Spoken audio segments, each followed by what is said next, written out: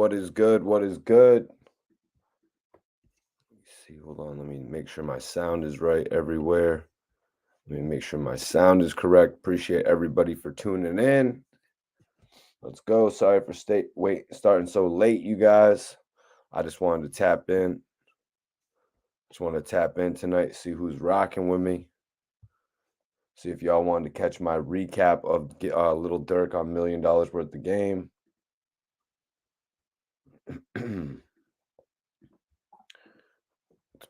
What's popping? How y'all doing tonight? Sorry for starting so late. I was almost just about to go on Clubhouse with it, to be honest with you guys, just because I had a couple things to do. So I wasn't able to get on here until this point in time tonight. But let's see, man.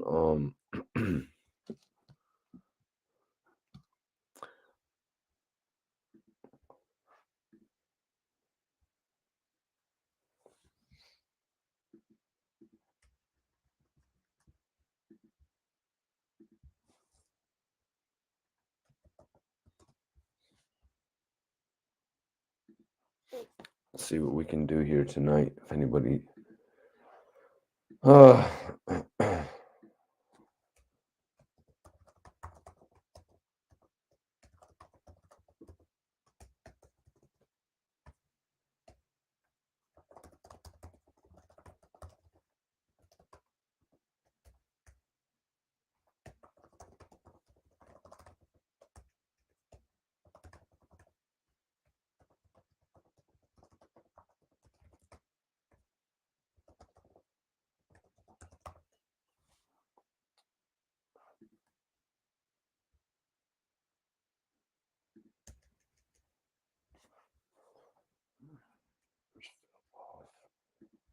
no, wrong, definitely the wrong way. And we are good. What's up? What's up, G Money? How you doing tonight? What's poppin', everybody? I just wanted to see if everybody wanted to see my recap. What up, Beach Chair? What's going on with you? What's up, Beach Chair?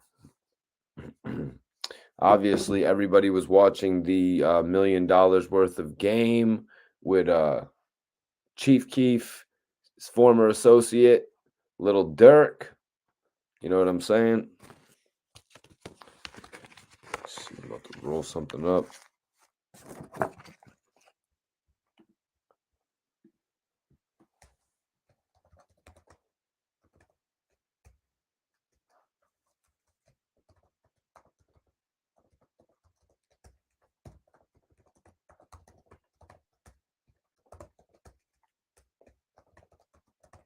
What's poppin', Jersey?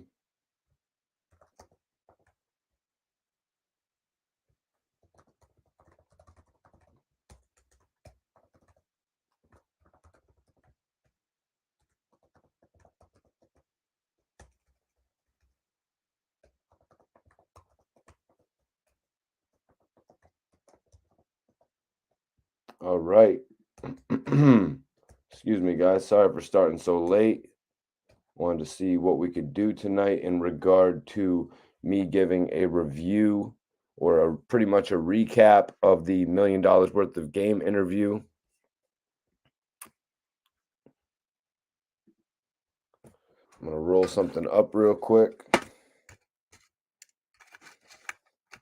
I have a very, very exclusive live planned for tomorrow, you guys.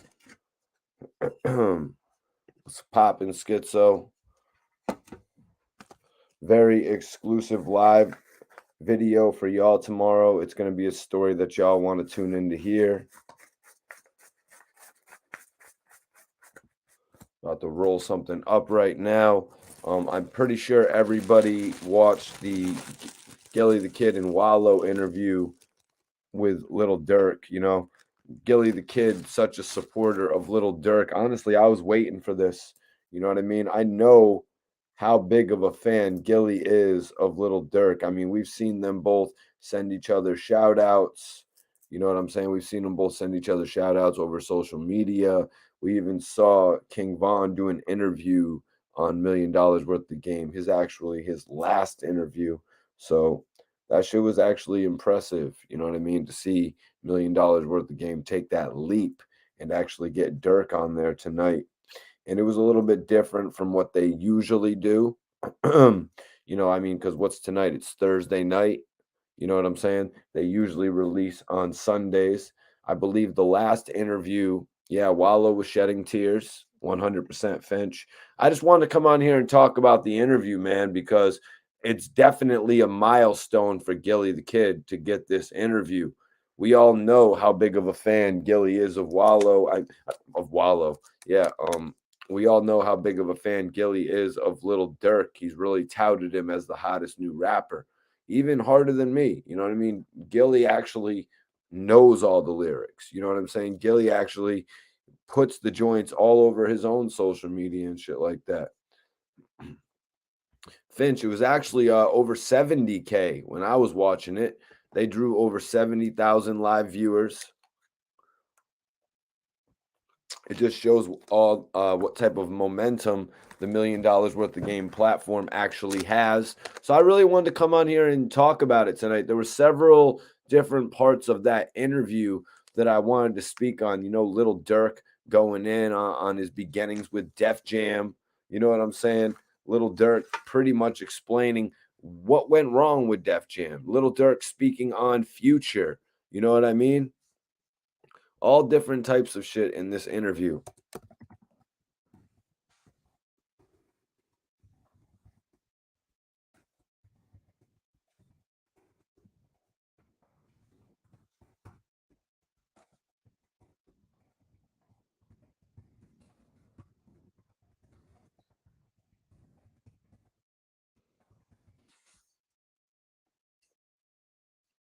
What's up? What's up, Glurko? What up, Glurko? No Limit was popping with you, man. What did they say about Chief Keef? Well, it's more what they didn't say about Chief Keef, man. It's more what they didn't say about Chief Keef, you guys. If you guys watched the interview, you noticed there was a whole lot of talk about rappers that fell off, rappers that jewelry was cloudy. You know what I mean? Who are these subliminal shots at? Who did these subliminal shots, who were they meant for? You know what I mean? There's all different types of guys out there that you could really put in that position. Guys who aren't as hot as they once were. You know what I mean? Guys that actually had it, but now they've lost it. You know what I mean? Wallow got kind of called out by Lil Durk a few times on that, with Wallow asking the question. Dirk's like, so tell me, who are a couple of them? Because Dirk wants to hear other people said it, but Dirk went as far to say, oh, I've told other rappers that their jewelry is cloudy. He said I've told other rappers when their jewelry ain't all that. I could imagine that you know what I'm saying? I could imagine that Lil Durk actually linked with Chief Keef and told him that his shit was looking a little cloudy. You know what I mean? If you look at Chief Keef's recent chains, I mean, they don't look anything like Lil Durk's.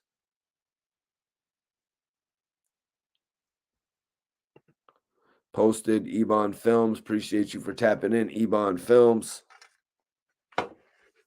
Appreciate everybody for tapping in.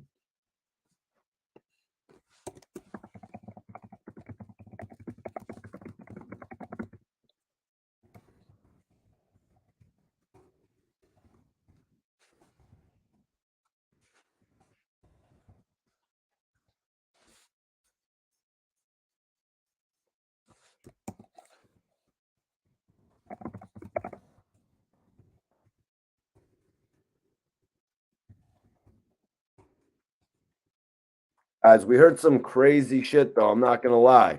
We heard some crazy shit. The potential of a joint album with King Von. But crazier than that, we heard about a joint album with Drake. We're gonna get into all that shit tonight, man. We're gonna get into all that shit, man. No Limit says Sosa had chains since he was 13. Finch says he bigged up Drake, saying that he catapulted him. Yeah, that's one thing they touched on. They touched on Drake. You know what I mean? Sosa did this to himself. That antisocial ish only goes so far. He could have been light years ahead of everybody right now. I agree with you, man. I think Chief Keef is one of the guys that has fallen off. You know what I mean? When it comes to all that, I mean, if you saw that money that Little Dirk actually had in front of him, you know what I mean? If you actually saw all that money that Little Dirk had in front of him, we've saw Chief Keef in the past blow money like that and shit. You know what I'm saying? But there's a whole lot of other artists that have come and gone in the game, fallen off in different respects. But I gotta say, uh, I can't blame for Wallow not really wanting to indulge. I can't blame Gillie for not wanting to indulge and talk about the people who have fallen off. Um, because they just they're at a point in their career right now where they're really starting to get a lot of limelight.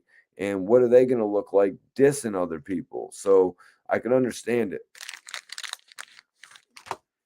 But yeah, there was a lot of subliminal shots going on in this interview, I think. But when you got 70,000 people watching, you don't really want to say names. You know what I mean? You don't want to say names. You don't want to say 50 Cent. You don't want to say Chief Keef. You don't want, you know what I mean? You don't want to say all the names that fell off. You don't want to say Young Buck. You know what I'm saying? You don't want to say all these rappers that fell off because then it brings negative energy to what you're doing. And when you got so many people watching what you are doing, then what you say, it starts to reach. Then what you say matters. If a tree falls, does it make a sound if no one's there to hear it? No, no one's there to hear it. But if you got a whole group of people watching you, if you got 50,000 people watching you, everything you say is going under a microscope, you guys. Everything you say, everything you do. Look what happened with Chief Keef ditching the 50 Cent in the Wiz Khalifa music video. Would Little Durk have ever done something like that? Would Little Durk have ever risked his career just to have a stripper party? You know what I mean? Like, there's levels to this shit. There's levels to how much some of these guys want it. When I watched the interview, the $1 million worth of game interview with Gillie Da Kid, Wallo, and Durk, and you see all the people there that are standing. You know what I mean? Book of 600.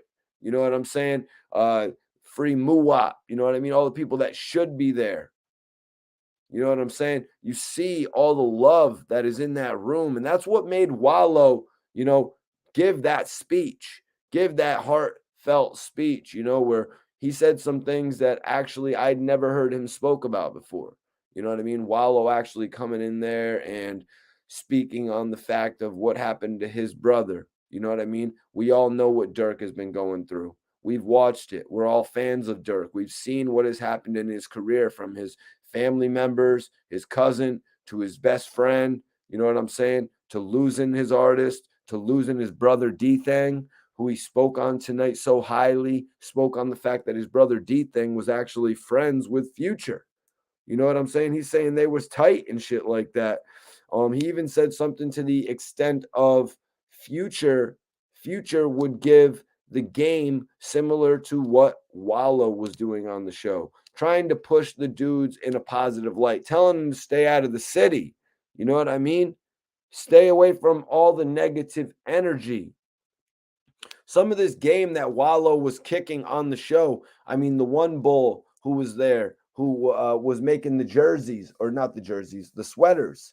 Wallo was kicking the game to him. He was like, "Yo, I'm gonna have this bull a domain set up by the end of the week. So when you go on the tour, apparently Dirk had like a 17 city tour, and he wanted him to be able to sell it. Now, it looked like Wallo was undervaluing the merchandise a little bit. When you got Little Durk and all these guys, I mean, for crying out loud, Book of 600 could probably sell a shirt. You know what I mean? For $20 or $30. So when you're actually repping that Little Durk shit, the shirts are the shirts, the headbands, everything, the socks, they're all going up in price, man. When you're dealing with some of that name brand value, Dirk went as far to say is they would sell the hoodies for $500. I could imagine they would. You know what I mean? Anything involved with Little Dirk right now is hot, you guys. That's why he took off the Amuri. What is it called? That fancy ass brand he said he was wearing? iVision Bullies, appreciate you for tapping in. I need everybody to share this video. I wanted to come on tonight and give an exclusive review of the $1 million worth of game interview. Yo, Finch, don't downplay this situation, bro. Don't downplay this situation. Lil Durk, Finch says, come on, Mikey T, a $500 sweater, that is way too high. $50 a sweater is legit. Yeah, $50 is a sweater for a sweater is legit. Mikey T, the movie star shit. You know what I mean? Wallo just getting out of jail. $50 for a hoodie is legit.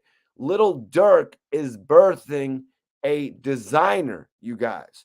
Lil Durk is trying to put his homie on to become a designer, the level of Balenciaga. You know what I mean? The level of all these popular brands. He wants them to become something, man. He's not trying to have them being the bodega dude selling teas, you know, printing tees up and shit like that. Durk wants to put on the next major fashion designers, y'all. Like, this ain't a game. Those people behind Durk, you've got your future Kanye Wests, you got your future 50 Cents, you got your future Games. You know what I'm saying? All those people standing behind Durk, they have a level that they all want to reach, man. So let's not downplay what they're doing by saying they got to sell the joints for $50.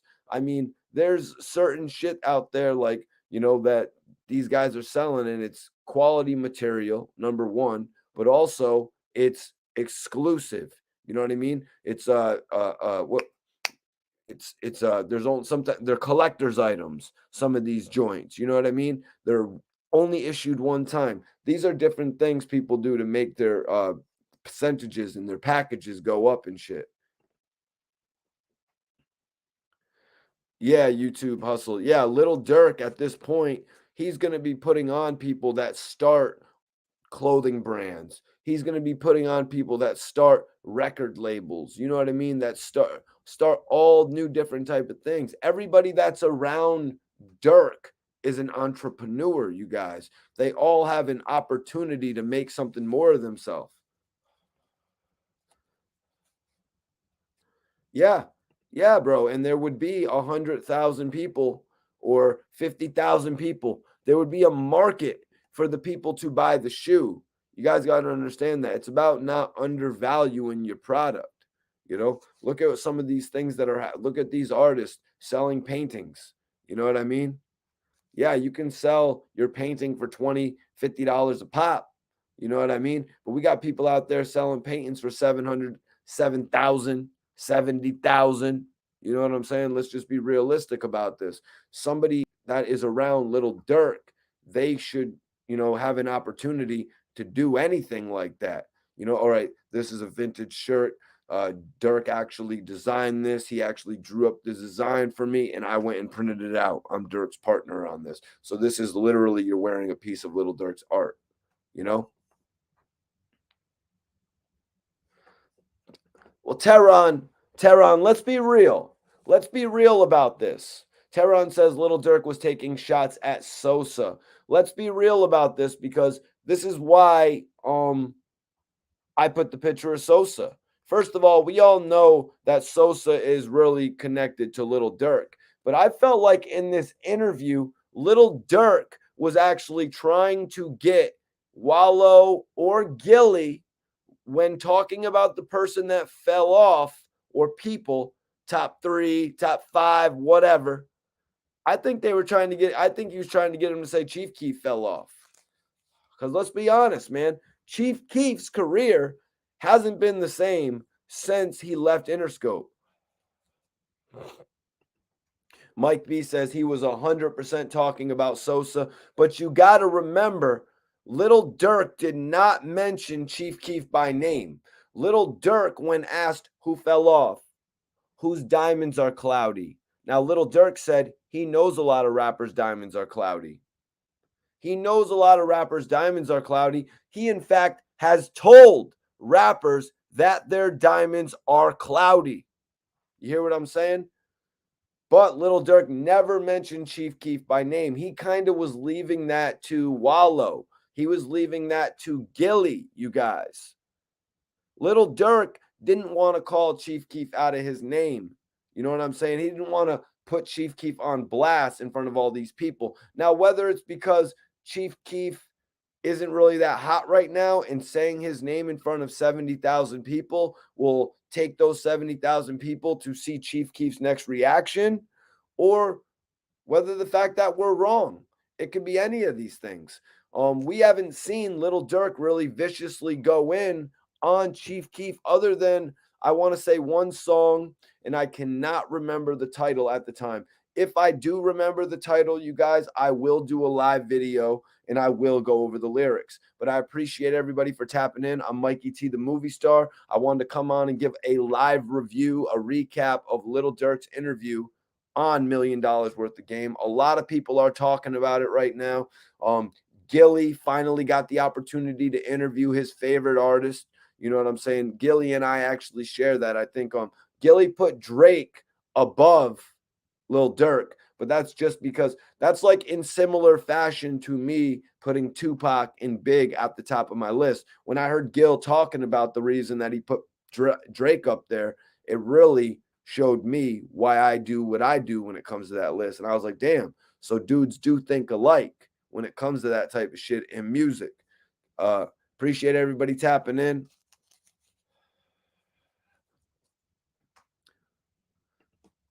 Boston, I think that's one of the guys. I need everybody to share this video. Let them know the king of the bloggers is here tonight. And we're actually doing an official review of Lil Durk's interview on $1 Million Worth of Game, man. What interviews we've had this week, you guys. What interviews we've had this week. Nori gave us the game. Gillie gave us Lil Durk and YG in the same week. Mikey T, the movie star, gave you all Easy the Block Captain. That's right. My new interview with Easy the Block Captain is out now, you guys. Also, Freeway joined us on the show. So we've been having a lot popping, you guys. We've been having a lot popping on the channel. Everything is going well, but I appreciate you all for tapping in. Before we get started, really, I want to actually post my interview with Easy the Block Captain up. I'm going to pin it up for everybody that hasn't seen it.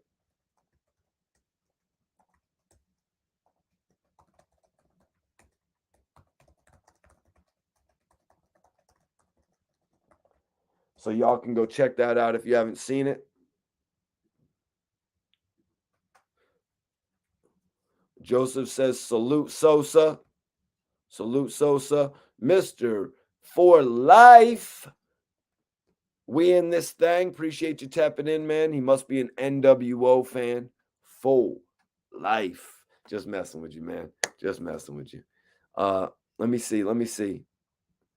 Finch says Durk showed maturity today. He knows when to flex and when to hold it down. Yeah, you know, just like Durk said in his diss track, Aha, he said, don't respond to shit with Vaughn. Durk is a smart guy. You know what I mean? And Wallo pretty much broke it down to him today on the show where he was like, I wouldn't have been able to experience and have all this opportunity if I wasn't able to have forgiveness in my life. You know, Wallo has made it to a point now where he is finally living all the dreams that he originally had when he and Gillie and all the guys, you know, Dutch, Spade, Ablava, Bianca, all the guys and the girl created major figures. He's living those dreams through $1 Million Worth of Game, and he's actually able to inspire. That was one of the dopest things about this interview. You know what I mean? It wasn't just an interview. It was a chance for Wallo to use his gift. You know what I'm saying? A chance to use that gift that we all love him for. You know, when we log on to our Instagram, and if you're having a bad day, or if you need a little uplifting and you need some motivation, and you see Wallo there and he's running through the rain, or he's shopping for some flowers, and you know what I mean, just giving you some advice in general. That type of shit is uplifting. And I'm glad that they didn't just use the $1 Million Worth of Game podcast as an interview format tonight. They actually used it to inspire. You know what I mean? They used it to put something in Lil Durk's mind. You know, Lil Durk is going through a whole lot right now, guys. Lil Durk is going through all types of shit right now with the passing of King Von and the passing of D Thing. You know, there's no telling where his mind and his emotions are running to, the things that he's thinking. You know what I mean? It's a blessing that he's actually in love right now. It's a blessing that he has all of those men behind him as well. All those guys that, you know, I can tell they're not there just for the money. Why? They were there before the money. And that's why Dirk is using this opportunity now that he has money to give them all some shine. At one portion of the $1 million worth of game interview, I'm sure you all saw it. I'm sure everybody in here watched it. Lil Durk went down the line and actually had everybody start introducing themselves. You know, every single person in the line started introducing themselves. You know what I mean? Just to get a little bit of shine. And we're not talking about back in the day when 1,000 people would be watching them on the gram. We're talking 70,000 people getting to meet each and every one of Lil Durk's crew now, y'all. How inspiring is that as an artist to be able to get that opportunity to where your big homie is now on a platform and he's letting you come out and he's letting you shine. And there was another artist who actually sat in Wallo's seat. He actually spit some rhymes from one of his rap songs, you know, just to get his flow out there, to let people see what he's working with. He had a different flow. You know what I mean? It's not all like state property or major figures on the radio stations or Cassidy. It's not all like that, you guys. Some of it is, it's the new school of rap. It's slang. It's how you say it. It's how it sounds after the mastering process. Like, so I don't want anybody to, you know, just be going like, oh, he didn't go hard, he didn't hit with those bars. The game has changed to a certain extent, man. People are hitting off with all different types of sounds and vibes and lyrics. So,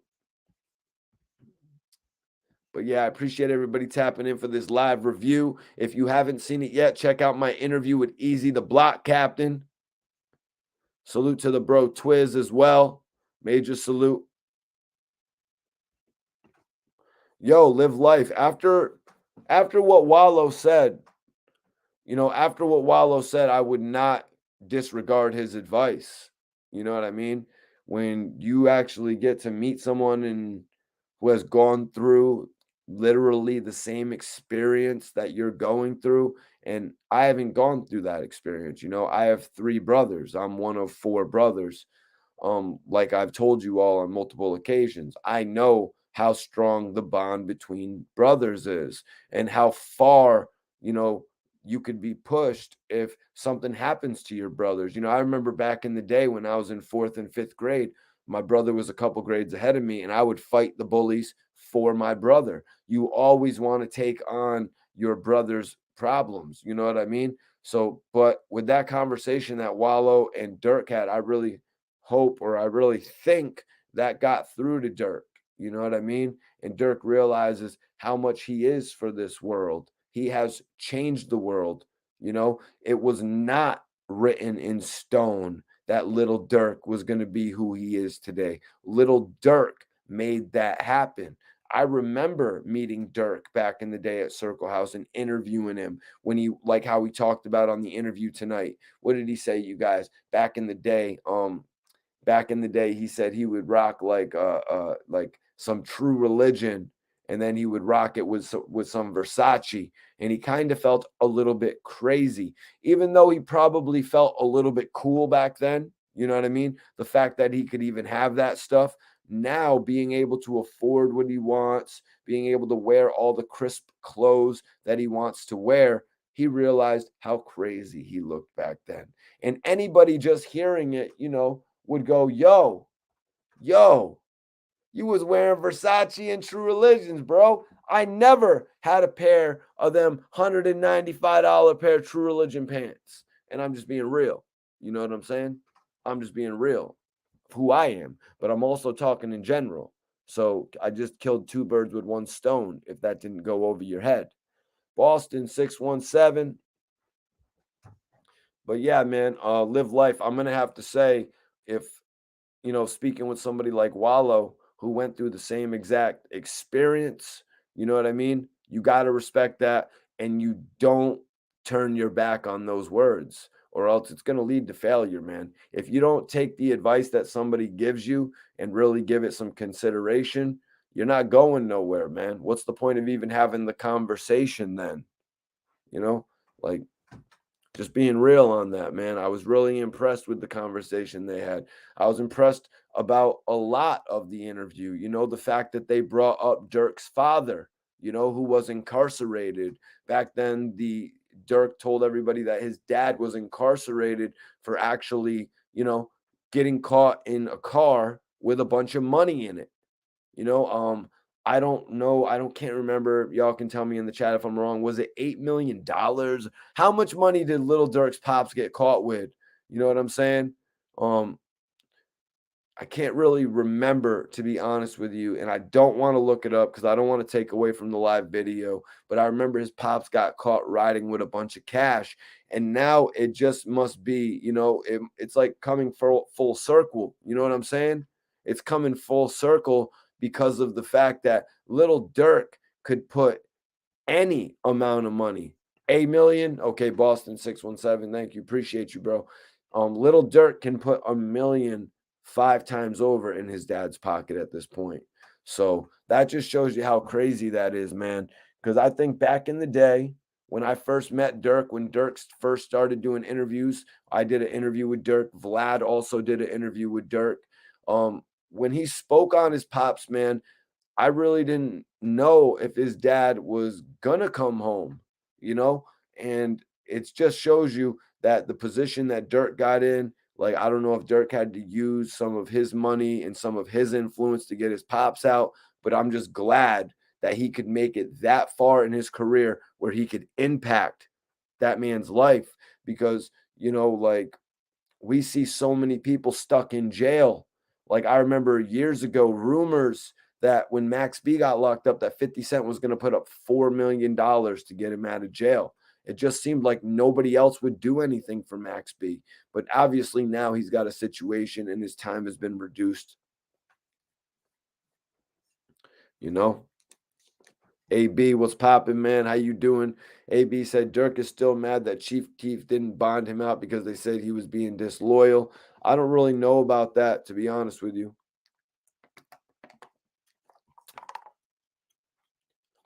Well, Little Dirk actually did an interview on Vlad's channel, I do believe,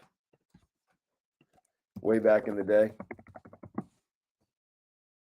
Yeah, Little Dirk did an interview on Vlad TV. Little Dirk was actually signed with Def Jam. That's another thing that he went over in this interview.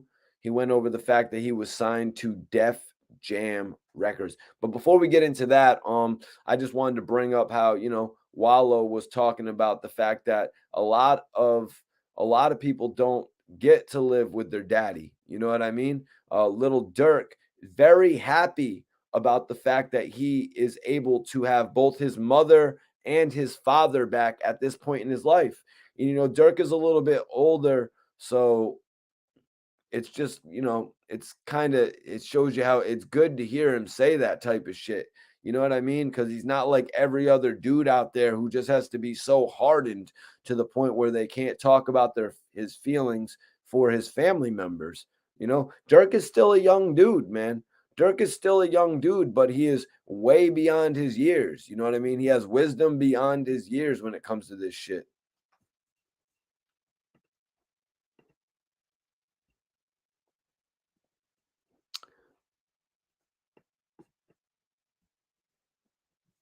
Appreciate you, bro. Appreciate you.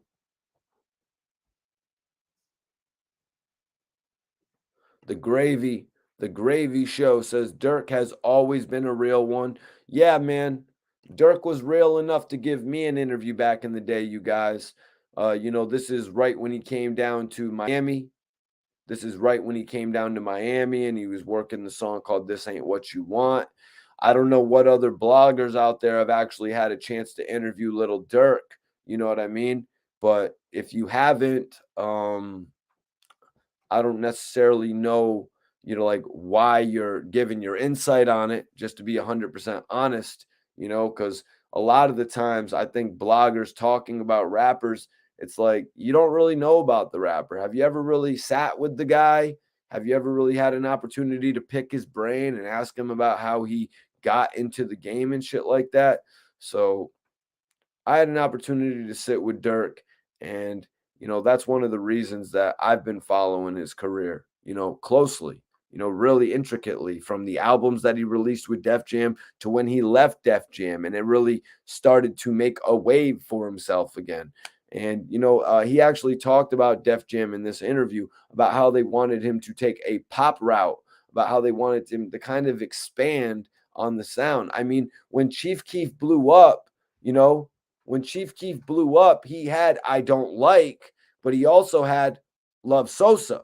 Love Sosa had a real pop vibe to it. It had a vibe of everybody could play it in your car. You know what I mean? You could almost play the song in your car with your kids. So they kind of wanted, it seemed like Def Jam kind of wanted Dirk to follow in that strategy.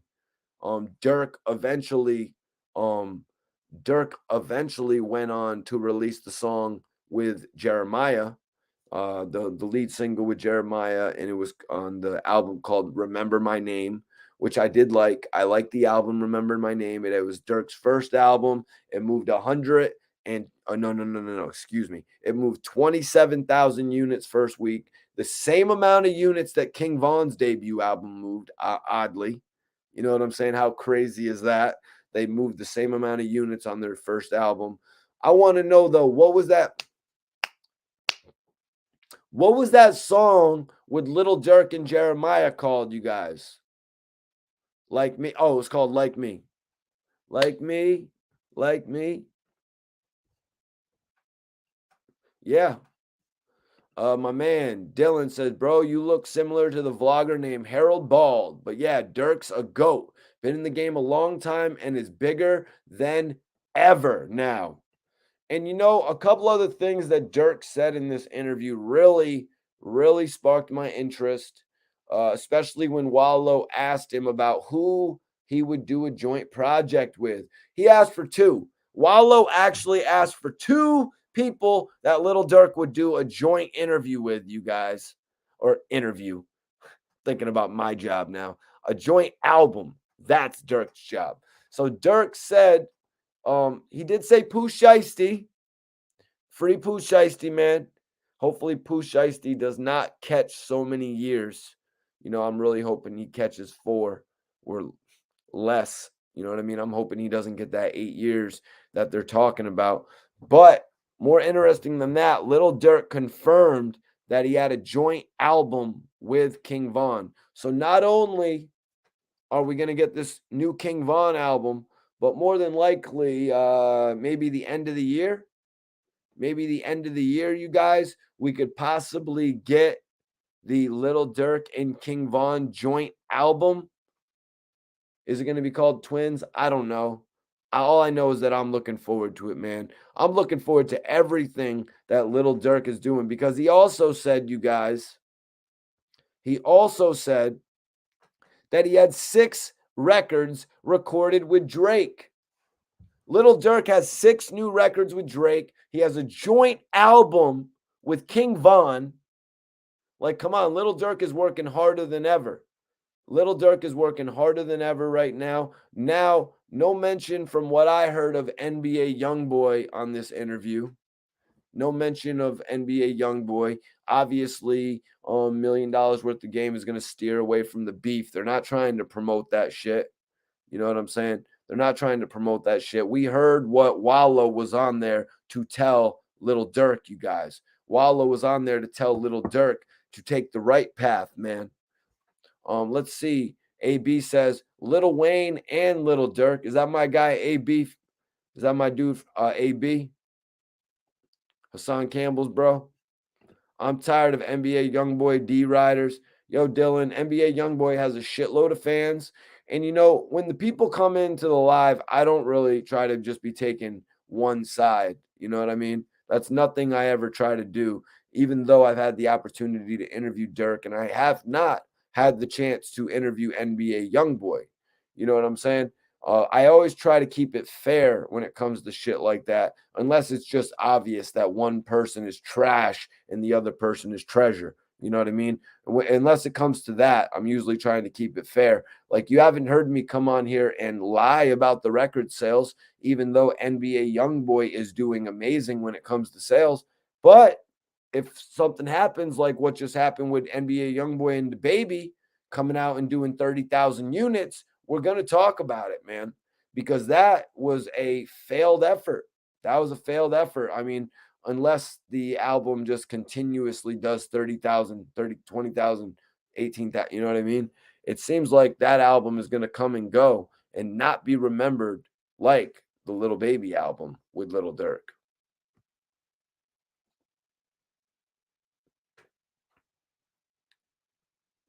Mr. Uptown says, "You're way too neutral to ever get a young boy interview, bro." Yeah, man. Some people are literally like that, to the point where if you're just cool with other people, that you won't be able to, interact with them, work with them, be around them in general. You won't even be able to be around associates of theirs. I mean, look what happened with Gucci Man just doing the song. Gucci Man just doing the song with Little Durk provoked NBA YoungBoy to write a bar about him in his joint. So yeah, NBA YoungBoy is really on his 50 Cent 2003 shit. Greg says, "What do you think about him and Kodak Black doing a joint album?" Well, Kodak Black's album just did major, from what I'm reading. I'm reading that he did 280,000 in sales. So Kodak Black is really just about to be above all of them, in all honesty, you guys. But Kodak's new album, we got to take into consideration. This is his first album out of jail. We got to take into consideration this is really going to be the first album where people are going to be getting a bunch of shit from him. It's not like he's oversaturating the market. Mr. Uptown, 35K ain't gonna cut it, bro. I think they actually released at a bad time. I think they actually released at a bad time, man. Putting their album up against King Von's album, it was just a bad move. Making the people decide what they were going to stream, what they were actually going to purchase. Like, why couldn't they just wait a week? Why couldn't they wait 2 weeks? Well, I'll tell you why, because I don't think, even from what the baby said, I don't think the baby came into that project with NBA Youngboy. Looking to use it as something that young boy could use against Little Durk. Now, when people went to the baby and said, "Yo, you got to pick sides," that's when I think the baby said, "Screw you. You don't make me pick sides. I'm the baby. I get paid $50,000 to step in a room. You don't make me choose sides. You are, when's the last time you paid me 50,000 to step into a room? Okay, you don't make me choose shit." That's probably how the baby felt about it, man. And that's just some real shit right there. You shouldn't be asked to choose sides in this game. There's a few people that remain neutral, and you got to show those dudes respect, man. Kodak, Kodak, Kodak. Huss Northside says King Von was lit. Do you think he was realer than Little Durk? Um, Little Durk actually had this line, and he says, what was the line, you guys? Lil Durk said, "If your bro got more bodies than you can't call him, you can't call your man Lil Bro if he's got more bodies than you." You know what I mean? You can't call your man Lil Bro, Lil Durk said. But in relation to who's better, as I just said a few minutes ago, King Von actually sold the same amount of units on his debut album as Lil Durk. So that's interesting, man. My man said, "What's up with the background? You like Death Row?" Yeah, bro. Well, since Snoop Dogg brought Death Row back in style, you know what I mean? Since Death Row is back, baby. Death Row's pretty much back right now in a popular light. I decided to throw up the poster, the old Death Row poster, the classic, I mean. But then I saw that they had the Death Row 30th anniversary joint out, so I had to grab that as well to compliment it. Yes. Yes.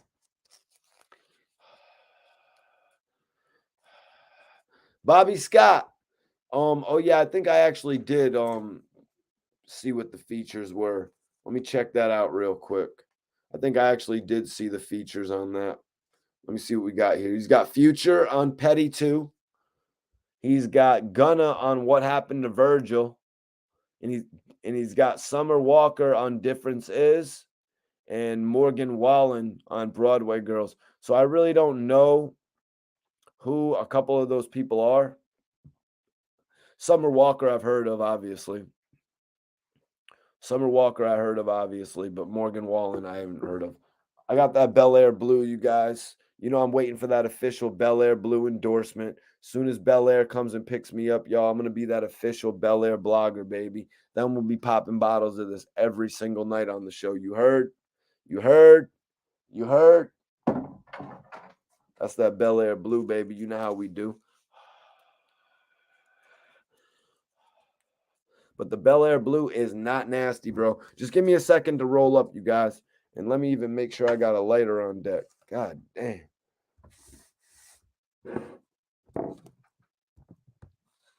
We Gucci. Oh, I got one right here. Cool. Cool.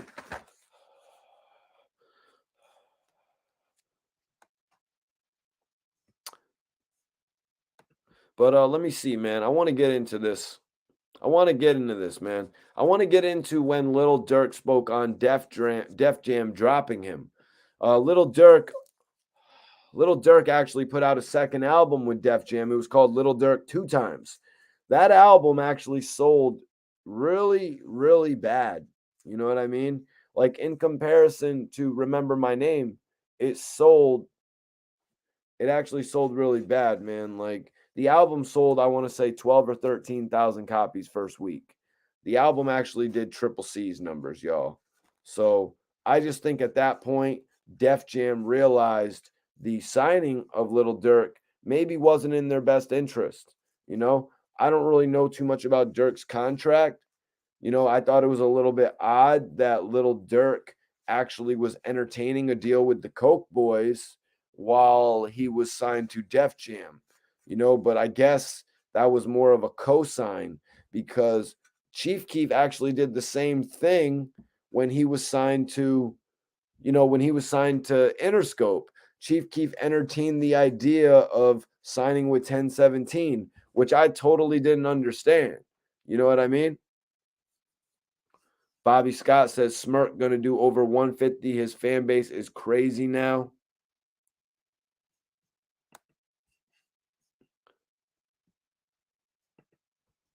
Blue, fire, white, and then gold. Blue, fire, and then white, and then the gold. You're talking about Bel Air, obviously.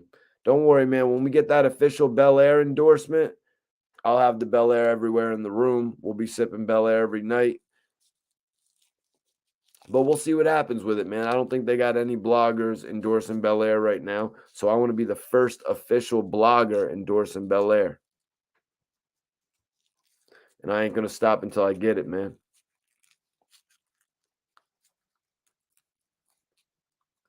Damn, Greg says in regard to the Lil Durk Two Times album, he says that album was trash. He made a crazy comeback, but I think he did that on purpose to get out of that deal. Well, nah, man.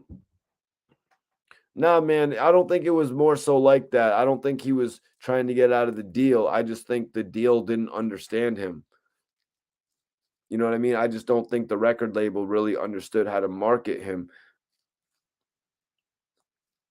Once Chief Keef blew up, you guys, Def Jam just, took their asses over to Chicago, and they found the closest guys that were of interest right by Chief Keef, and those closest guys of interest were actually Lil Durk and Lil Reese.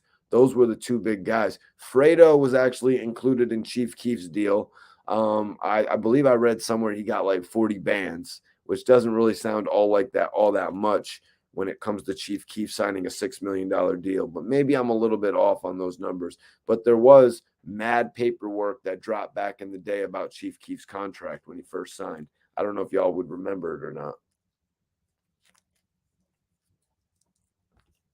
Well, Bobby, he's actually coming out with a full album with King Von. So I don't think he really wanted to put a King Von track in there when he's more than likely going to release a full album with King Von over the summer or even after the summer. But excuse me, guys, I'm just rolling up right now. We're doing a live review of Gillie Da Kid and Wallo's interview with Lil Durk. Great interview, man. Lil Durk brought all the guys out and not just goons, you know what I mean? Not just goons, not just people in the street. He actually brought out artists, people that are trying to make a name for themselves, take the next step in the industry, just like he did when he was younger, you know? Just like he did when he was younger, but he didn't have an opportunity like that to stand in front of 70,000 people and tell them his name and let them know that he was affiliated with the hottest rapper. You know what I mean? Lil Durk did have French back then. He did have French back then, but nothing really materialized in that deal. I think what it was that French actually didn't sign him. You know what I'm saying? French actually didn't sign Lil Durk. That's funny as hell. That's funny as hell because French told me he would have signed me too. You know what I mean? French told me he would have signed me too. So you missed out on signing Lil Durk and you missed out on signing me.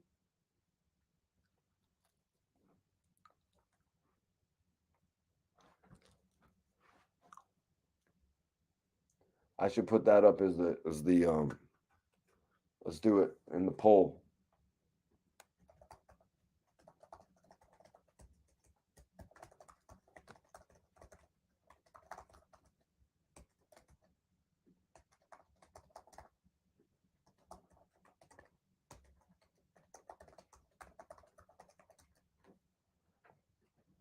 Guys, I'm putting up a poll. Troublesome, what up, bro? Appreciate you for tapping in. Doing something a little bit different tonight. I'm actually doing a review of an interview that I just watched. Usually people will review songs. Usually people will, review albums. Sometimes people will do live reactions to interviews as well. Of course, I don't do the live reactions. I don't post anybody else's content on my page like that. I just give y'all my live thoughts.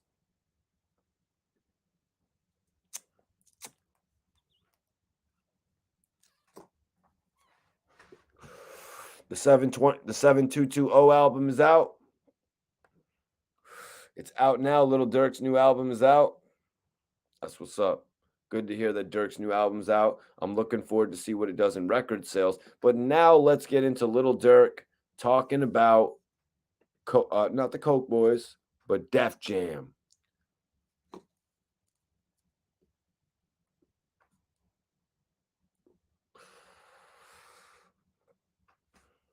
Damn, I should have not ripped off that line so I could have rolled this blunt bigger.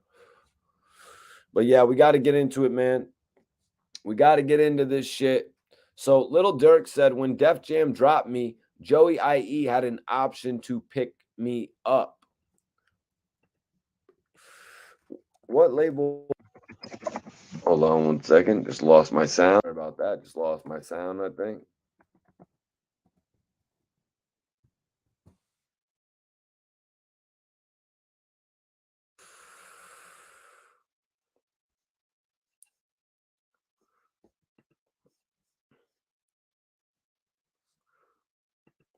So Lil Durk said, when Def Jam dropped me, Joey IE had an option to pick me up, but I told them I was trying to go independent. They came through and gave me 2 to 3 million so I would resign.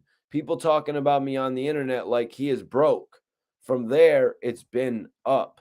So apparently, because right now the albums that Lil Durk is releasing, it says it's an Alamo album.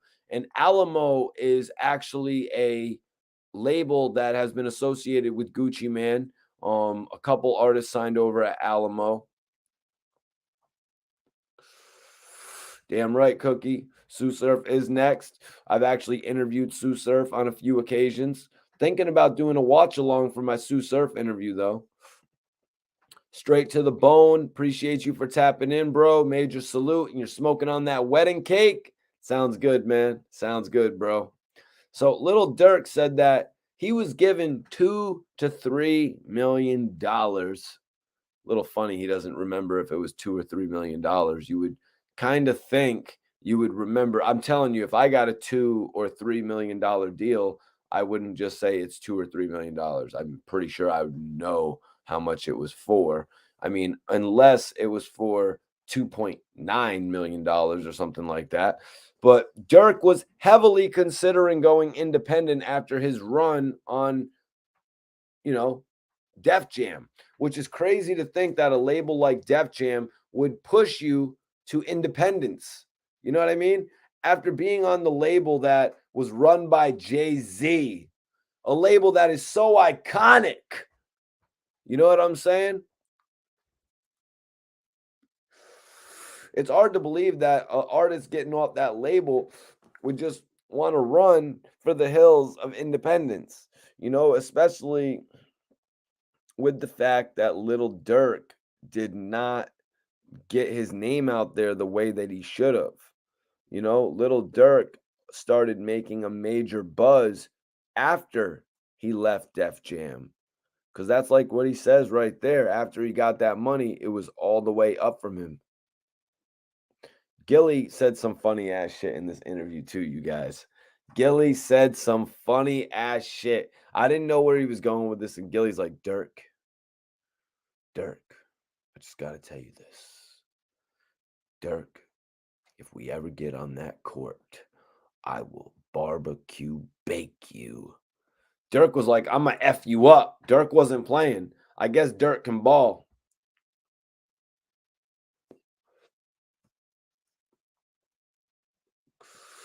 Major salute, Seattle. Appreciate you, man. Appreciate you for tapping in.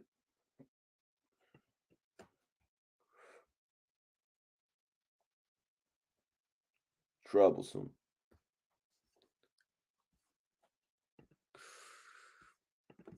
Let me see. Lil Durk. Okay, here we go. So they got into a whole argument of basketball now, right? And Durk was like, yo, I'm gonna F you up. But then he's like, how am I gonna play you? He's like, I still gotta play people here. And how am I gonna play an old head? He literally called him an old head, I believe. And then he also said that there were NBA players, actual NBA players, you guys, who want to play Durk. So he's kind of questioning why he would play Gil. Now, when Gil actually told this to Russ, Gil's my homie. I got a lot of love for Gil. Gil done showed me love when nobody else would, and Gil says I showed him love when nobody else would, which is crazy. I never really expected Gillie to say that to me, but it was dope to hear Gillie say that. But I'm going to be honest, when I heard Gil and Russ get into it, I thought Russ was going to wash Gil. I got mad love for Gil. I got mad love for Gil, you guys. But honestly, man, I thought that Gil was going to get washed by Russ, but apparently, posting of the footage, Russ got washed by Gil. Not once, not twice, over that. Many times Russ had to ask for a rematch. So you're not going to find me on here denying Big Bruh's basketball skills. You know what I mean? You're not going to see me on here denying that, man. I already was proven wrong once by, doubting my big homie, to be honest with you guys. So I think that was a mistake I made, doubting Gillie's ball. You know what I'm saying? Even Wallo vouched for him at this point, saying that he bakes the youngins. In Gillie's word, barbecue bakes. So now getting back into it, Wallo had asked Durk, he was like, yo, who are two artists in the game that you would do an album with? Being that Lil Durk just released the album, one of his last albums was actually with Lil Baby, and all the craze right now is duet albums. And we're not just talking about how NBA YoungBoy and the Baby did it. This is nothing in regard to that. I think it's more in regard why Wallo was asking. It's more in regard to the fact that Lil Durk just did a project with Lil Baby. So that's why Wallo really wanted to get an answer of who we could potentially see a project with him next. Now, Dirk almost tried to sidestep him a little bit, man, saying, "It's hard. You talking about the album or the people I want? How I would do it?" Lil Durk actually revealed, "Me and King Von was working on one. Little Durk and King Von were working on an album. I seriously hope that they completed a enough tracks. I really hope they completed enough tracks to actually I'm gonna put up a new poll, y'all, for everyone who voted for me over Lil Durk. I appreciate you, but Lil Durk took it 68 to 32. Um, Guys, I'm gonna put up a poll now so you all can choose who you would like to see Little Durk do a project with, because he listed not one, not two, but three individuals he would do an album with.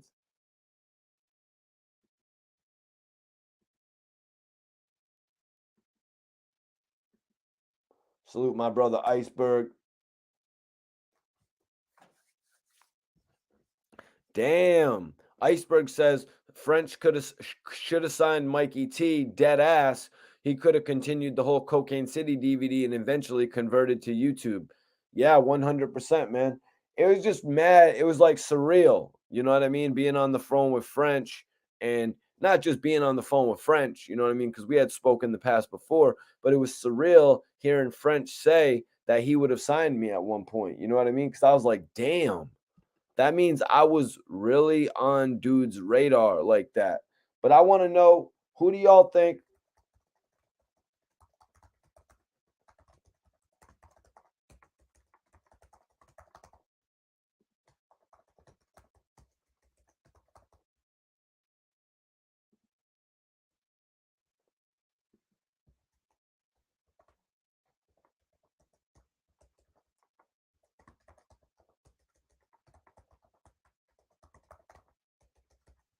I'm putting the poll up right now, you guys. My bad. Hit that like button if you haven't already.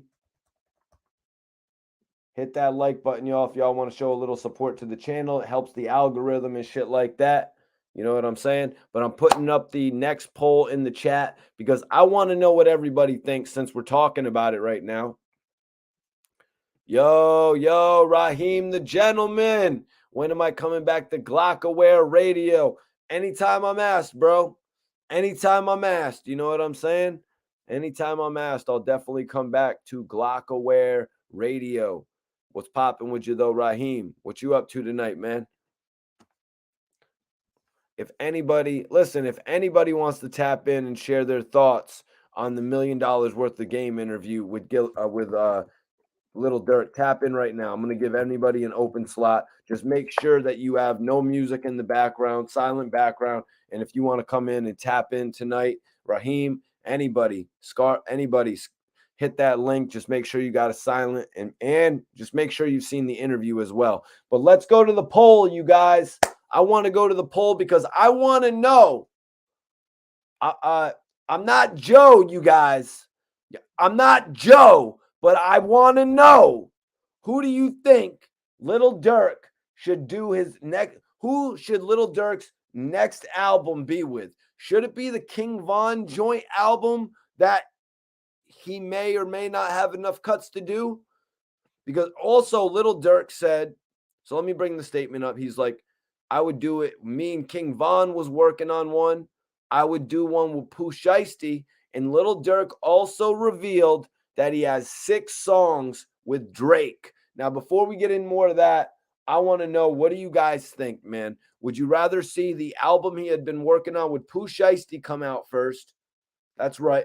Or would you rather see the album he created with King Von before his passing? Or would you rather see the album with Drake? I want to know. Everybody in the chat, vote right now. Which album would you more than likely or most likely want to see from Little Durk next? All right, keep working, Raheem. Raheem says he's working on new music. Is that your rap name, bro? Raheem the Gentleman? So everyone can go check you out and shit. Bama, what's popping, man? Appreciate you for tapping in. So let's get into it here, man. So Durk said, I would do one with Pooh Shiesty. So, I mean, that's kind of obvious. Pooh Shiesty and Little Durk have the record Back in Blood, and they were talking about it on $1 Million Worth of Game tonight about how that single already has hundreds of millions of views on it.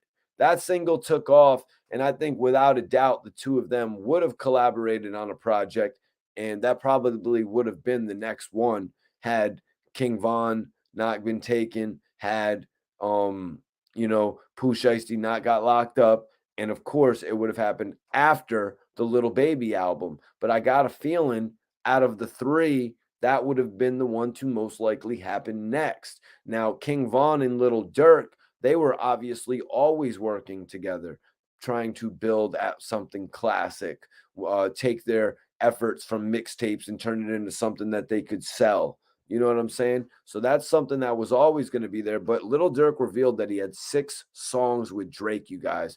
He also said that's like insurance, when you put it out, it's gone. You know what I'm saying? When you put it out, it's gone. It's like insurance, having 6 records. It kind of reminds me, you guys, of when Rollo did all those projects or all those records, I should say, with Future. And Rollo was going to release a joint mixtape with Future, but Future told him, nah, apparently. Rollo said Future told him to space it out. Don't just release them all at the same time. Release one every time you go. So Little Durk having 6 Drake records, he's saying there it's kind of like insurance. If everything goes wrong, you can release the Drake record and then actually shoot up on the charts once again. A lot of people saying that Drake jumping on Little Durk's last project is what has got him hot as ever. A lot of people are saying that, a lot of people are saying that. Let me see. Hold on one second.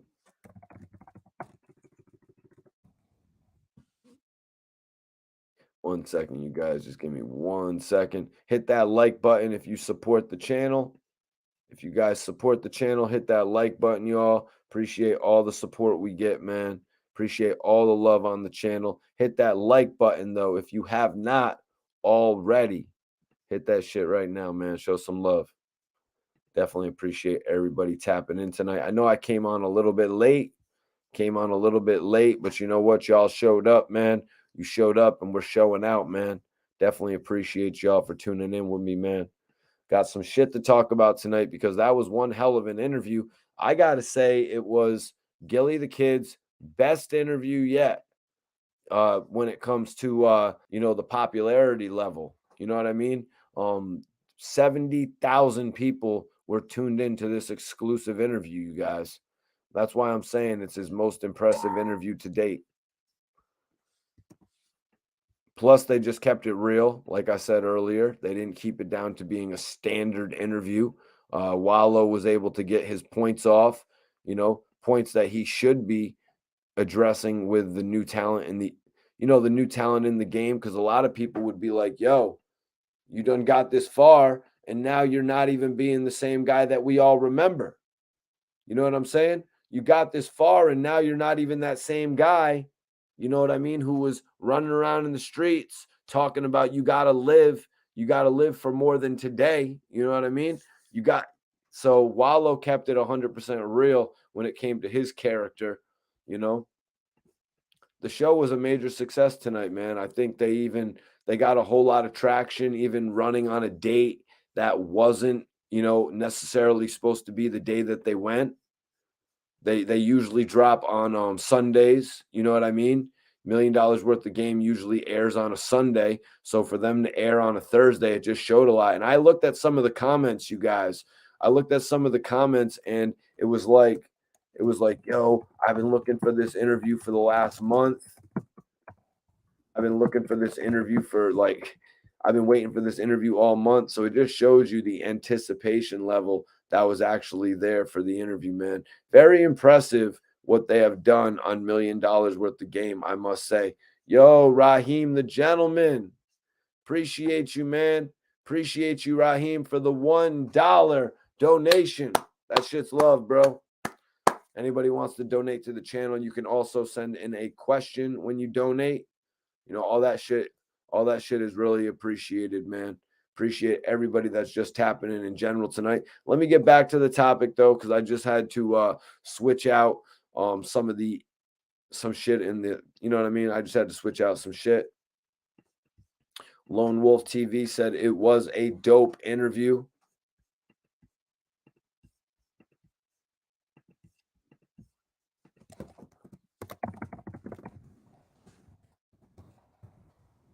Like I said, if anybody wants to actually tap in to share their thoughts on the interview, I'm putting the link up right now. Let me get back into this though, you guys, because there was a couple more important notes that I wanted to touch here. Because Lil Durk revealed that he had 6 songs with Drake, saying that's like insurance. He said that's like insurance. You know, when you put it out, it's gone. So you have a little playing room. He surprised me with the visual too. So the visual that Drake and Lil Durk did actually came as a surprise to Durk. You know what I'm saying? Um, I was a little shocked about it as well, seeing Drake and Durk work together, because you immediately know when Drake works with somebody, especially if he's not actually signing them at the time, that that person's about to take off to the moon. You know what I'm saying? Drake will usually work with artists from his own camp or artists that he has just signed. Um, so a lot of people won't reach down because they feel you will get bigger than them, is something that Little Durk said on the show as well. That's a common thread. You know what I mean? That's something that we all see in hip hop every single day. You know, it always works like that. When somebody gets big, they never want to show love. Kind of similar to what King Von was doing with Muwop. You know, they said free Muwop in this interview, so I'll use Muwop as an actual example. The fact that King Von blew up and then tried to show that same love that Little Durk showed to him to his friend Muwop, you know, by I saw a live video of King Von like, yo, Muwop, talk in the camera. He's like, let the people know who you are, you know, because they had a couple thousand people watching. And that was an opportunity for him to start getting his buzz going. The same thing that we saw in $1 million worth of game tonight, when Little Durk and Wallo and everybody really, you know, when everybody really started putting the shine on everybody standing behind Durk, you know, because that it's more than just about Durk, you guys. It's about, just because Durk is getting the bag right now, you got to think about the bag that's coming next month, the bag that's coming next year, the bag that is coming 2 to 3 years down the line, when a few of those guys that were in the $1 million worth of game interview tonight are popping, whether they're designers, whether they're producers or artists themselves, you know, or whether one of those guys there actually runs a record label. Major salute to Raheem the Gentleman. Everybody go to Spotify and stream his album. Is it a self-titled album, Raheem? Is it Raheem the Gentleman? They can find you right there on Spotify. I'll leave that up for a second.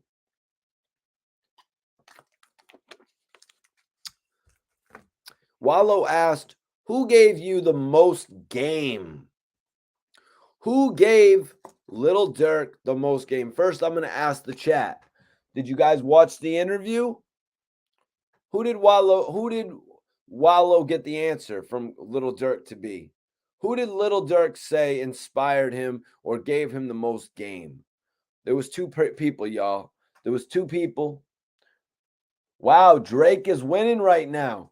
Everybody would rather see the Drake album.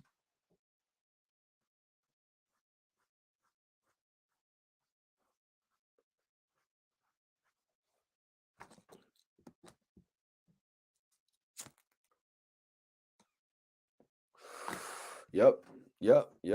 Raheem, Swiss Beats. Yep, that was the first person that he said. Durk said, shout out to Swiss Beats. He's one of them. Shout out to Future. He tells me it's so crazy. Him and D-Thang were friends. They were best friends for real. He was teaching him the ropes. He was another one telling them, don't go back to the city.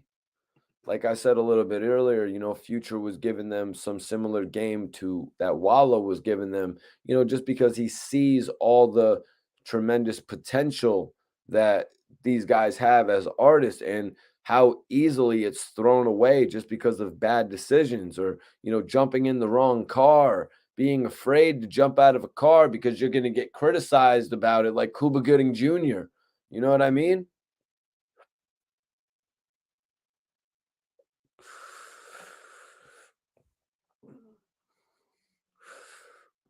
Yeah, it was crazy. He said Swiss Beats. He really didn't get into what game Swiss Beats gave him. Kind of had me wondering. I'm wondering, you guys, can anybody look it up? Did Swiss Beats produce anything on Dirk's first two albums with Def Jam? Did Swiss Beats produce anything with Dirk, following the Def Jam projects? I'm wondering where that relationship goes back to. Very interesting, the things that get uncovered on these interviews, man. Drake, 6 records with Lil Durk.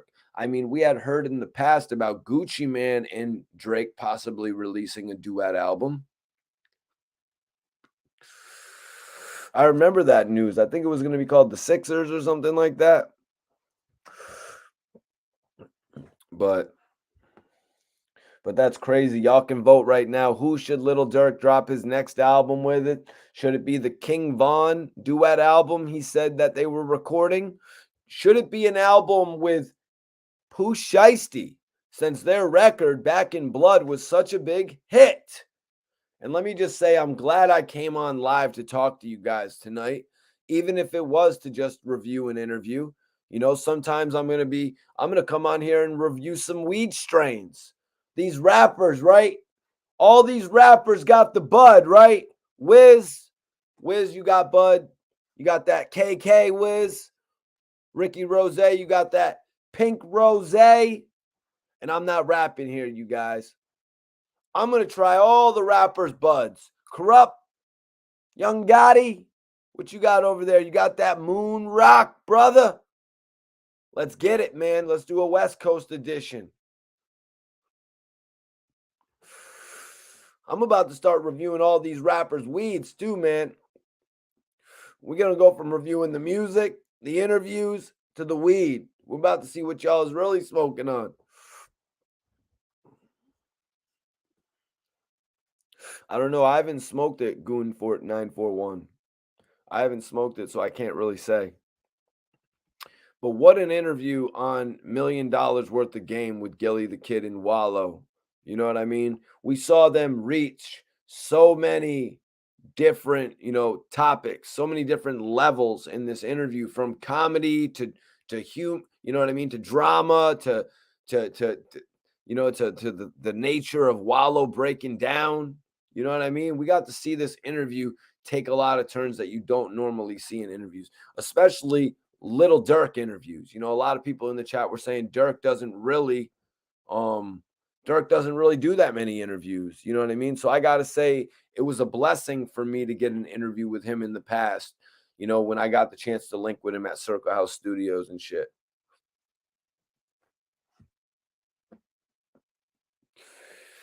Fly Rider, would you buy it in the dispensary, bro? You bought that shit in the dispensary? Iceberg. But yo, I got a crazy I got a crazy story for y'all tomorrow night. I got a story y'all ain't even gonna believe tomorrow night, man. I got a story y'all ain't even going to believe tomorrow night, man. We about to set it off tomorrow. We got a whack 100 story y'all haven't heard. Oh, word. Oh, Reef. Called The Reef out in Vegas. Yeah, my boy was actually telling me about Vegas weed and shit like that. He was saying that basically at a certain point in time in Vegas, the weed all goes on sale and shit like that. But yo, how much of that KK did you cop, bro? Did you grab at least a 7, or did you just grab a couple pre-rolls? Man, I want to get some of that KK. I ain't gonna lie. Excuse me, guys. I was just setting up I had to plug in my computer, man. My bad. Appreciate everybody for tapping in tonight. Let's do it, man. Let's do it, man. We saw one of the best interviews. One of the best interviews with Lil Durk. I got to give it to, because some of these guys like Drake, they don't do interviews anymore, so you don't really get to hear from them about certain situations. So actually getting the chance to see Dirk in an interview for over an hour, you know what I mean? It was special, man, because we don't really get to see these guys talk like that. I remember Chief Keef's first interview on The Breakfast Club. I'm sure all of y'all do as well. Charlemagne told him he came in there smelling like the finest of Kush, but we didn't really get much from Chief Keef in that interview. He didn't talk. If you guys remember the Migos, you know what I'm saying? If you guys remember the Migos, like when they did their first interview on The Breakfast Club, we didn't really get much from them either. So now to see it years later, and, I'd have to say one of the reasons that Little Durk went on the show was, well, aside from the fact that it's become one of the most popular shows on the hip hop market, is because of the fact that King Von went on the show. You know what I mean? So I think, that's some real shit right there. The fact that he saw his bro on that show, King Von went in there, he set it off. When people saw King Von on that show, they really knew, like, bro, nobody got an interview like that out of King Von with what Gillie and Wallo did, man. I really got to commend them on that. I did commend Gillie on that shit. I texted him and we, and shit like that. Just so unfortunate that it had to be his last interview. You know what I mean? I think we all miss King Von in this game. And Little Durk even said on the $1 million worth of game interview that if King Von was still here, a lot of people would be in a scary situation right now. You know what I mean? Why? Because King Von was taking over the game. King Von, even with that chip on his shoulder that he had, because like Dirk was kind of explaining like the way King Von was when he got into the game, like King Von was not changing, man. Um, King Von was building real shit. You know what I mean? He was really going back. I think he was going to put together a record label. You know what I mean? Um, O Block Records, maybe. Not really 100% sure on that. Maybe he was going to put together a label. It looked like he was really putting on for Muwop. Muwop was really starting to move. 4 G's, 2 per roll. Hey, bro, I'm not gonna lie, man. Sometimes when you get them pre-rolls, them shit be weak. Pre-rolls be weak sometimes in the store, man. Finch Bar said he's smoking on that London pound cake. What's everyone smoking, man? I want to know, what are y'all smoking on tonight, man? I didn't ask y'all. What's everybody smoking? Hit that like button and also tell me what you're smoking, man. Hell of an interview. Hell of an interview, man. Probably what's it? March? Yeah. Interview of the year so far. Interview of the year right there so far. Yeah, they took it. Because Nori just had it. Like I said, Nori had it, man. Nori had it with the game. But now Gillie just took it right back with Lil Durk. Just my thoughts on it. Raheem said he's smoking on that Gelato 77. Okay. All right. Damn, Schizo. How'd you get your hands on that cake mix, bro? You got that from the dispensary? That's an official cookie strand.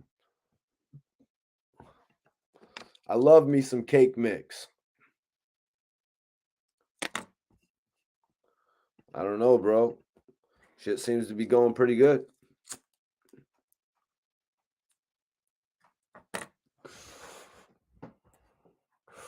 Cake mix is that shit.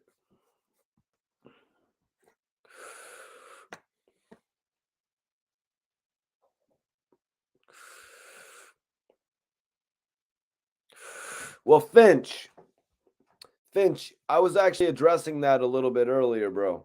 That dude, he wasn't like your typical rapper, man. You got to understand, these guys aren't rapping like straight up papoose bars. You know what I mean? They're not getting on there and spitting like French Montana on Hot 97. You know what I mean? That's not what they're doing. You know what I'm saying? These guys are actually they're rapping with lingo, they're rapping with style. You know, sometimes the way that their voices get manipulated on the track is what is actually interesting about the song. You know what I mean? Sometimes the way that their voices get warped. You know what I mean? Sometimes the way that they add a little bit of auto tune. You know what I'm saying? That's what they do. They sprinkle it on top. So it's not necessarily about the bars. So that's why like when I think he did a good job, you know what I mean? And he had that ad lib popping. What was that? Dum dum dum dum. Dum dum dum dum. Dum dum dum dum. Dum dum dum dum. That shit had me going right there. He got me on the ad lib. You know what I'm saying? I'm interested in going and seeing who each of those dudes are and doing interviews with all of those dudes. You know what I'm saying? Like they won with that shit. Yeah, I know, but like I said, yeah, 70K on the live, sort of like Young Buck at the sort of like Young Buck during the verses with 3 6 Mafia and 3 6 Mafia and Bone Thugs and Harmony. At the end, Little Flip rapped, and then the mic got put in Young Buck's hand as well. And I believe he had just passed the mic. Buck had a chance to rap in front of so many different people, and he didn't even really do it.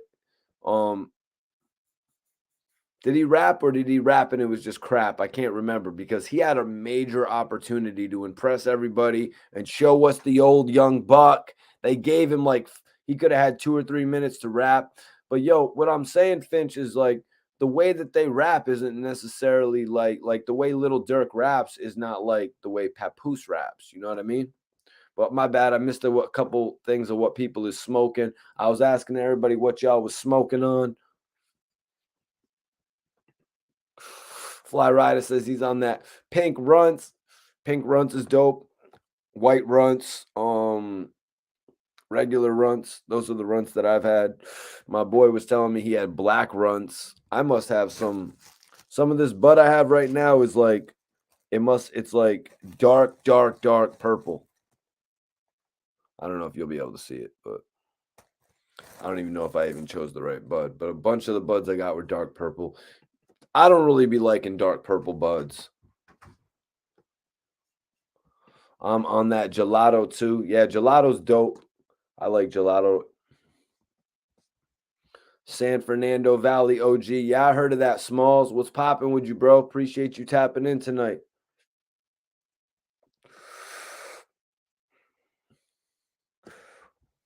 But yo, I gotta ask you guys. I'm gonna do one more poll. We got to do one more poll because we got to do a grading system, man. We got to do a grading system. I want the grade for the interview, you guys. I want to know what everybody thought of the interview.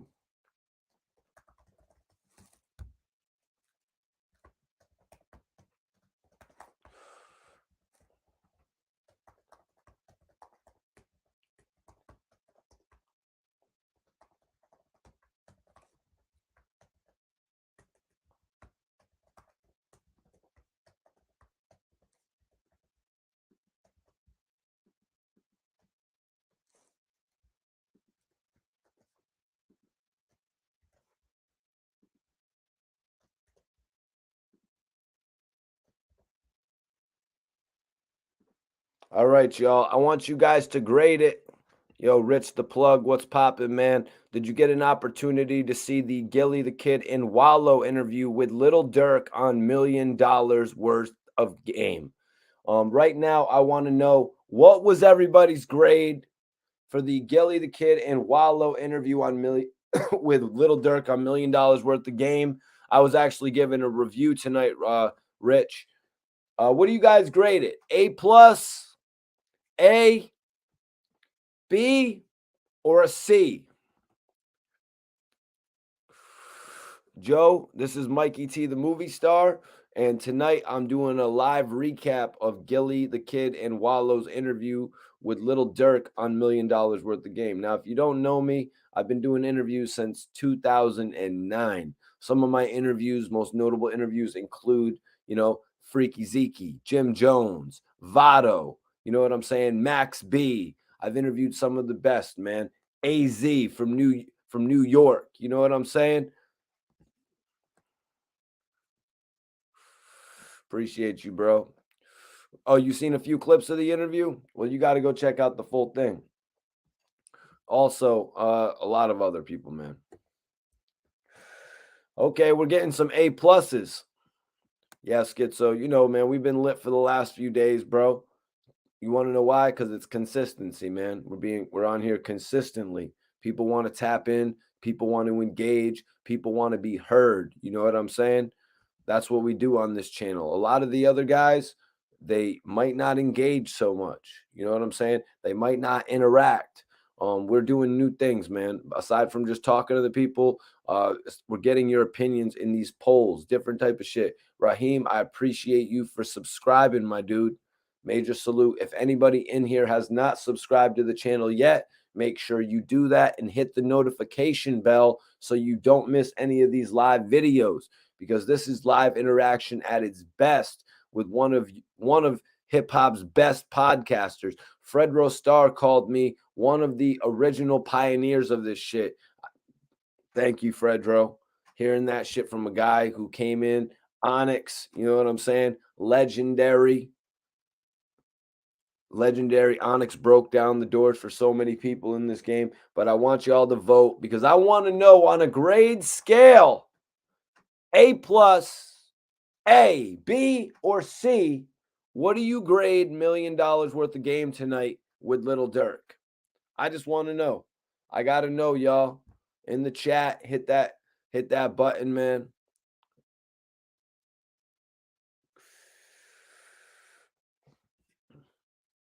Hit that button. Definitely appreciate everybody subscribing to the channel. If you have not, why subscribe to the channel? So you can see the dopest interview content. Just did a new interview with Easy the Block Captain this week. If you weren't tuned in on live earlier this week as well, Freeway, Philadelphia Freeway tapped in with us to celebrate the 19th. That's right, the 19th year anniversary of his debut album. So that was major. For free to tap in and talk about that. We're going to get a longer format discussion with him to, since it's the 19th year anniversary, since he's just was in the new Bel Air show. That's right, Bel Air. They got 6 episodes out right now if you haven't seen it. All different types of shit, man. Also, he's jumping on the URL stage. So we got to talk about that. You know what I mean? First time on a URL stage. I'm wondering what other, if he's jumped on any other stages. I'm gonna have to talk to Twiz about that and game up on that shit, man.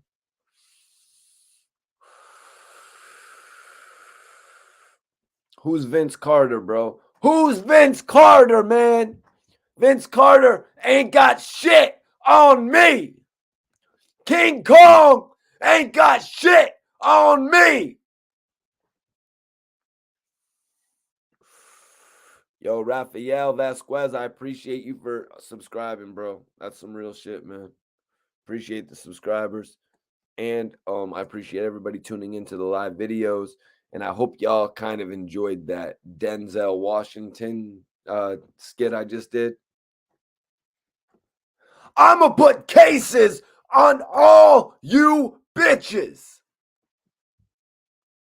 Amp 100. What, bro? Did you miss the interview with Gillie and Wallo on Lil Durk for the $1 million worth of game show?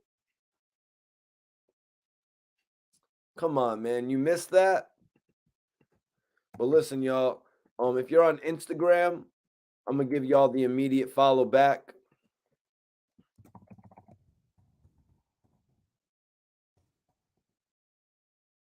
Anybody that follows me on the gram, I'm gonna follow y'all back tonight. You heard? Well, let's do it. Let's do it, man. Let's do some open questions. Let's do some open questions, man. Anything y'all want to ask me? Anything y'all want to ask me? The time is now, guys.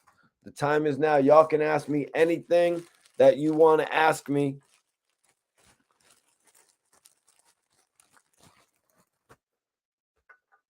I'm gonna break up some bud. I'm gonna roll something up. We had a dope ass live tonight. We did something a little bit different. I really feel like I should be reviewing more content like this. You know what I'm saying? Music. You know what I'm saying? Obviously, it's kind of be got to be a bit relevant. It's got to be something that's going on. Everybody that follows me on the gram, I'm literally gonna go and follow you back after this. If you got, I'm on my phone. I'm just gonna follow y'all back. Let me see what's going on. But for real, if anybody, Rich, I got you. Yeah, anybody that follows me based on this video right now, I'm going to follow you back. Also, go check out my interview with Easy the Block Captain. Also, just did an interview recently with Bizarre from D12. Yeah, that's right, Bizarre from D12.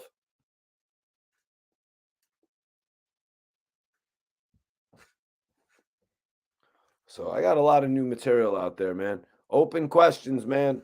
If anybody wants to ask any questions, get them in now. This is your time to ask some questions.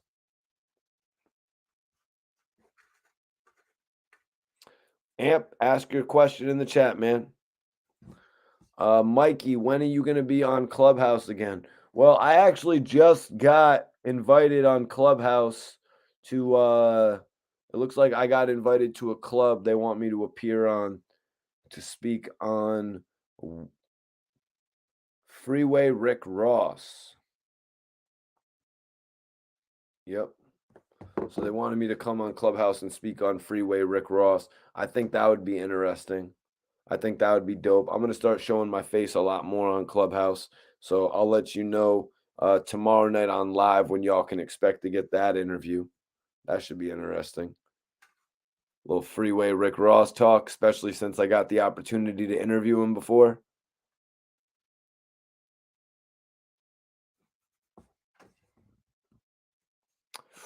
Ooh, Rich the Plug with a good question. How much do you think Lil Durk will sell first week? It's a good question, man. You know, judging by his last album's first week sales, the voice actually wow.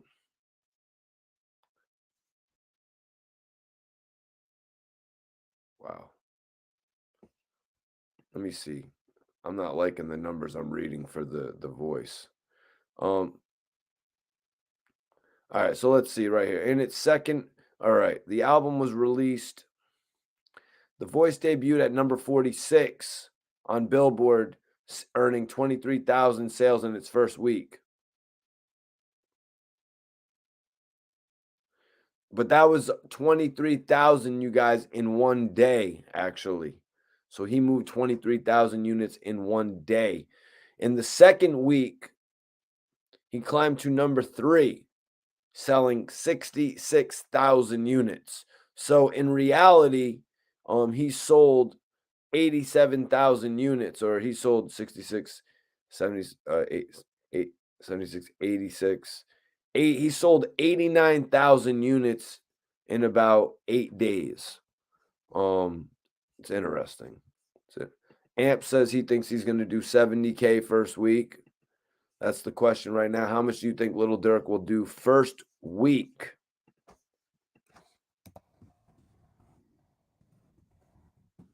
Now, Lil Durk also had an album with Little Baby, The Voice of Heroes.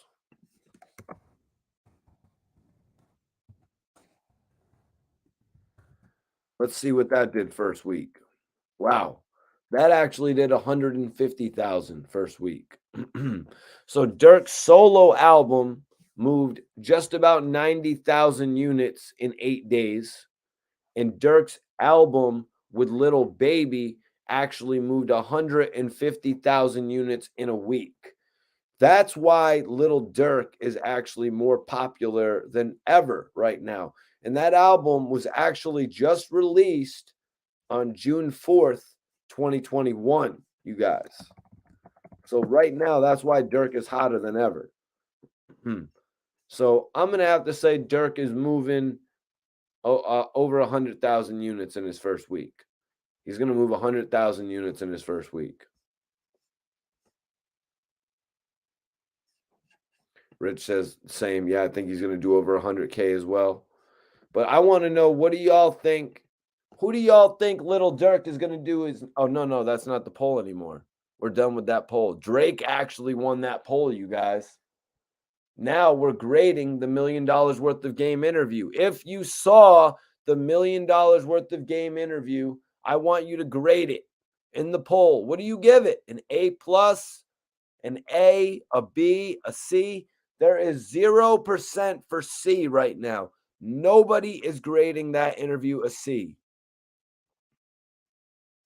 Raheem the gentleman says 80K. Buana Foundation says A plus. A plus on the Lil Durk interview on $1 million worth of game with the two new dopest interview guys, Gillie and Wallo, man. Rich the Plug says, yeah, a Drake and Durk album would change the game. Yeah, and let me kind of break that down, you know, because Lil Durk said that he's kind of treating those Drake records like insurance. Now, let me just sort of say, easy A plus. Rich says A plus from what I've seen. Appreciate everybody for voting in the poll, man. Y'all is dope. That's love for voting in the poll. Now let's talk about this.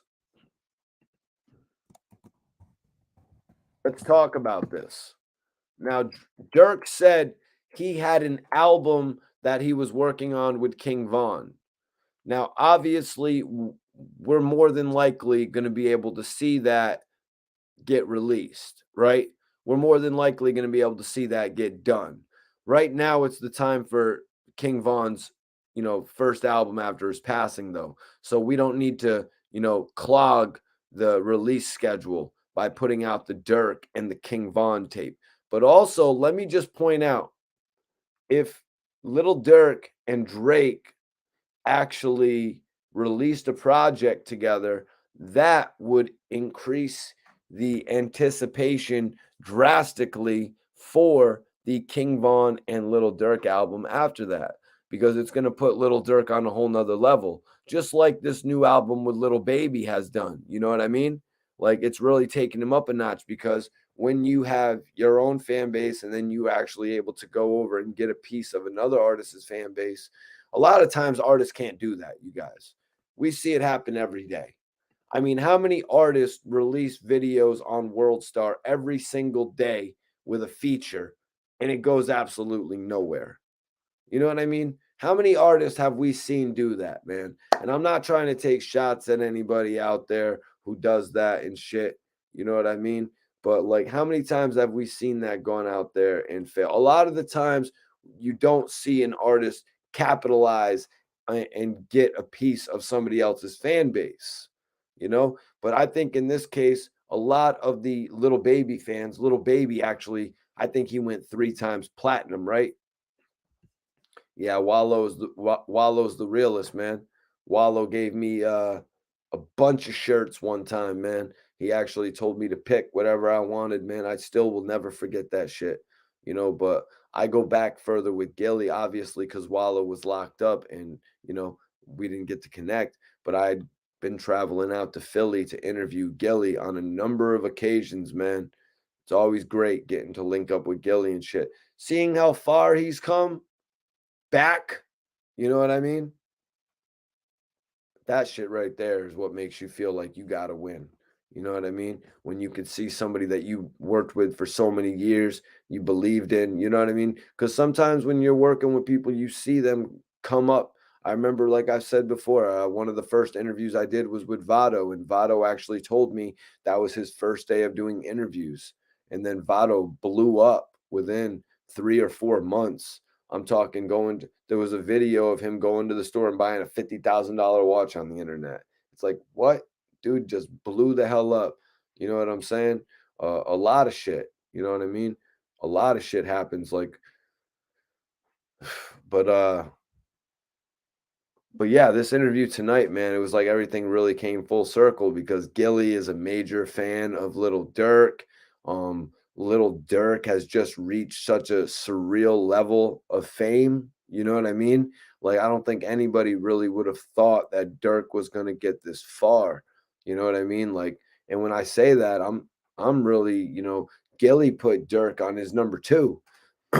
Dirk is like my favorite artist right now. You know what I'm saying? Like, I'm saying Dirk is taking that number one spot. You know what I mean? That number one spot that at one point Ja Rule had. You know what I'm saying? That then 50 took it. You know what I'm saying? Then Lil Wayne came and took it. You know what I'm saying? Then you got Drake came and took it. Then you got apparently Little Baby. And now I'm thinking Little Durk is going to get his time. Even though Little Durk has been around for quite a bit, a lot of times we've heard Rick Ross talk about it, you guys. We've heard Rose talk about the fact that he had to grind for 10 years and he wasn't even on the mainstream market grinding and before he made it. You know what I mean? He was somewhat underground. We saw a few videos. Little Durk, he was grinding and then he got famous and then he was still grinding it out. Sort of like on some Lil Wayne shit. Yeah, whoever said that a little bit earlier. Because Lil Wayne, had to grind it out for many years. And at a certain point in time, a lot of people thought Lil Wayne wasn't going to make it. They were like, damn, Cash Money's over with. They all left. Turk's gone and BG's gone and Juvie's gone and nothing really worked out when Young Buck and they were doing the head buster thing and, Manny Fresh left. Lil Wayne, but Lil Wayne dropped the Lil Wayne dropped the 500 Degrees album and it really wasn't all that. But then Lil Wayne started coming with them Carter albums and he created something that you just couldn't deny. And that, I believe, correct me if I'm wrong, but I believe like starting up the Carters and all that, that was before the mixtape craze. Obviously, it was. Yes, I was a big Hustler music guy on that Carter too. You know, I wasn't fully a believer yet by, when he came out with the Carter one, I'm like, this is interesting. Lil Wayne could be starting something here. Which I think a lot of artists have followed with their trends of the mixtapes, of naming the mixtape the same thing, 1, 2, 3, and the Carter 1, the Carter 2, the Carter 3. You normally wouldn't see that for albums and shit like that. Mo says Dirk is top one in the game, so I'm not alone. I'm not alone in thinking that. But Dirk had to, what do they say? Some people can take the escalator. Dirk took the stairs. You know what I mean? Because he's actually still working for that number one spot. You know what I mean? There are still active people in the game. So, I mean, technically, Dirk would probably be number three if you're looking at Drake and Little Baby, because Little Baby went triple platinum. So you gotta, you know what I'm saying? You gotta actually pay that dude his respect. I believe I read that he went triple platinum. So when you're reading somebody went triple platinum in 2020 or whatever the hell recent year it was, we don't remember reading triple platinum since back in the 2004 and shit like that. You know what I mean? So when someone's going triple platinum, oh yeah, NBA Youngboy is there too, man. The only thing that's hindering Youngboy is all the trouble that he's getting in. That's what's hindering Youngboy. Yup, Big Scoot. That Youngboy getting in trouble, going to jail, missing out on all of his opportunities to grow as an artist. You know, the last album he released that was majorly successful, just about as successful as Little Durk's album with Little Baby, Sincerely Control. He was in jail for that, you guys.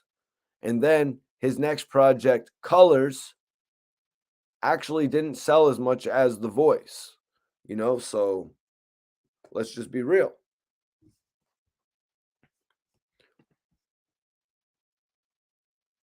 Yeah, Pooh Shiesty. I was gonna mention that because we were talking about the people that Little Durk would do an album with. I think the fact that Pooh Shiesty's locked up, that's gonna hinder them from actually doing an album together, which is why I believe it would be easier for Drake and Little Durk to do an album together. But why wouldn't Drake want to do an album with Little Baby instead of doing an album with Little Durk?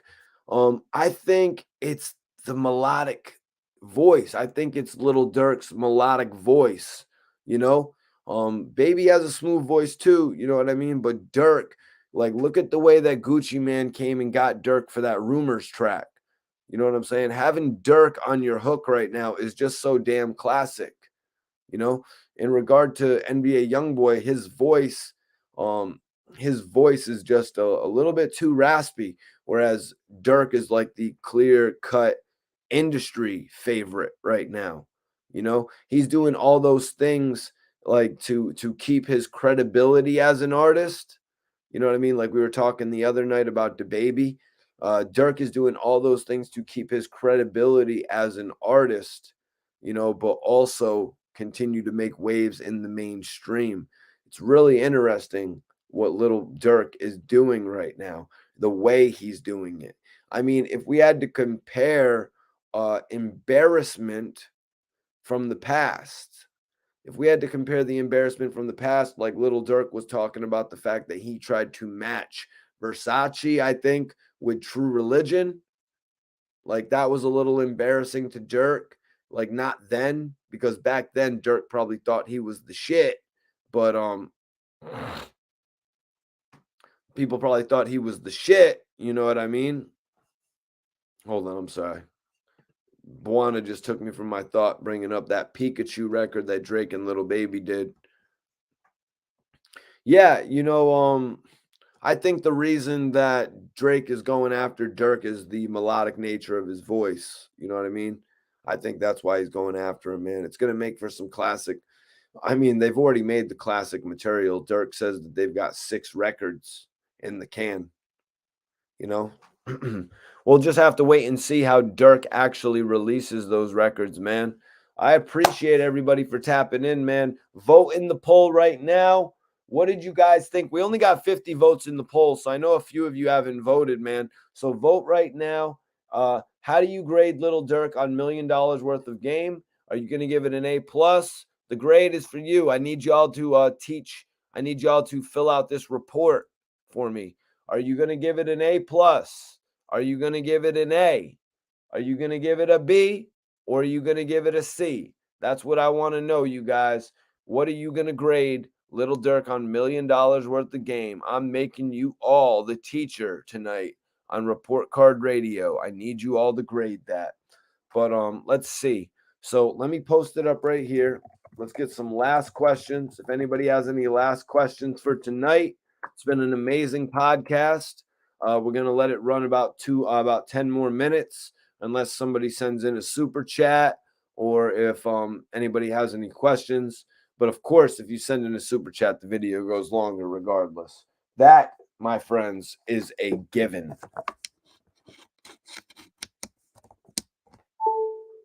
That is a given. But yeah, man, what a dope video tonight, man. What a dope video, y'all. You know I appreciate everybody tapping in, man.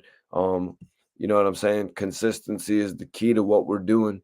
You know what I mean? Talking about these hip hop stories, presenting new interviews, like my new joint with Easy the Block Captain that is out right now. Whoa. Oh, okay. All you got to do is that. We Gucci. You would think somebody with that cool of a name would be cooler. It's whatever, Stiff. It's whatever, Stifler. Oh no, Stifler wasn't the guy who actually got the MILF. Stifler was the guy who his mom was the MILF. Appreciate you, Buana. Broadway girls go hard. Rich, I'm not familiar with the Broadway girls. Hopefully that does not crucify me. Hell, hopefully it does. Hopefully that shit goes viral tomorrow and they're all like, Mikey T doesn't know who the Broadway girls are. Notice I had to look down to see what their names was again. Sorry, man. I'm on my Mikey T the movie star shit, you guys. You know what I mean? I'm on my Mikey T the movie star shit. You know, as soon as I get that situation, though, it's a wrap. You know what I mean? As soon as I get the situation, though, it's a wrap. Until then, we're on the independent grind. Tony, Well, I mean, Easy and Chess had one amazing battle. You know what I mean? That was an amazing battle, man. But Easy and Sue Surf, well, you're gonna have to check out my interview right now. Y'all can check out the interview that's actually pinned up at the top. That's my joint with Easy the Block Captain. If you want to see what he actually says about battling Sue Surf, if anybody's interested, I'd appreciate it if y'all dropped a comment on it as well. Oh, oh, damn. Oh yeah, yeah. Okay, okay. That's why that's so familiar. Then okay, yep, you're right. Well, didn't I just read that shit off when I was reading the track listing actually? But sorry, y'all, I got bad short term memory. But obviously, you can tell I remember all the shit about the history of hip hop. That's some shit I don't forget. Charlie Clips is dope. I'm not too familiar with Big K. Yeah, Tony, a lot of people were saying that uh, Chess and Easy the Block Captain was you know what I mean, the battle of the year. Yeah, but now Easy was actually talking to me about the Murder Mook battle that never happened. So if anybody's interested to hear Easy the Block Captain talk about that. Also, we spoke on AR Rab. He was telling me about how AR Rab is the music that he's listening to now before all of his battles. So, but if you're interested in taking a look at it, I think the Easy the Block Captain is really one of my best interviews. I'm looking forward to connecting with Freeway. Very interesting that they were actually on the show together, man. You know what I mean? They had actually both spoke on actually almost running into each other at the show or running into each other. Yeah, some good shit, man. We're doing some amazing things on the channel, man. Never mind, never mind talking to this guy who beefed with that guy, and never mind talking to that guy because he beefed with that guy. We're talking to two people who are on the same movie sets, y'all. We're taking this shit to a whole nother level, man. Tony, thank you. I appreciate you for checking out the interview, man. Appreciate you for checking in out the interview. That shit is love. You know what I mean? When people tapping in with your shit, that's why I do it. You know what I'm saying? That's why I do it. All the new interviews with artists like Bizarre from D12. It was a privilege to interview him. You know what I mean? Just because of the fact that I was able to pretty much witness his career from when he first was on television. So that's why actually getting the opportunity to interview Bizarre was, it was a great move for me, because I literally could remember everything that was going on with his career and everything that I could ask. So y'all should go check that shit out and let me know what you think of it. Let me know if you think I did a good job. Now, Easy the Block Captain, another great interview. We were able to speak on, how he grew up. We were speaking on how he got into battle rap. We were speaking on how he got with the show, speaking on a couple other shows. He actually gave his thoughts on BMF as well, because one of the directors from Bel Air actually did an episode of, a couple episodes of BMF. Yo, Cameron Bennett, let Chicago know that Mikey T, the movie star, messes with them too. Always shouting out Chicago on the show. I'm actually from Connecticut, though, bro. You know what I'm saying? I'm actually from CT. So I've been out here. I lived in Miami for like 5 years, which is where I got a lot of connections from. And I actually met Chief Keef out in Miami and shit like that. Lil Durk, all these guys, SD, got an opportunity to interview with a lot of the guys. They would all really come and do their promotional campaigns down in Miami. Kind of crazy. But I've been living in Connecticut though for my whole life, aside from that 5 years in Florida. And it's been a great opportunity living here in Connecticut because of everything that I'm close to. I got Massachusetts, Boston, I got New York, you know what I'm saying? I got Jersey, I got Philly. If I need to go any further, I got Maryland, where I've actually gone before to do a few interviews. One of my first interviews, actually, I went out to Maryland and linked up with No from Bird Gang, the rapper that was known for actually sounding like Jay-Z. Yeah. Yo, yo, yo, yo, Jojo, the Don. Appreciate you. Appreciate you down south, H Town in here.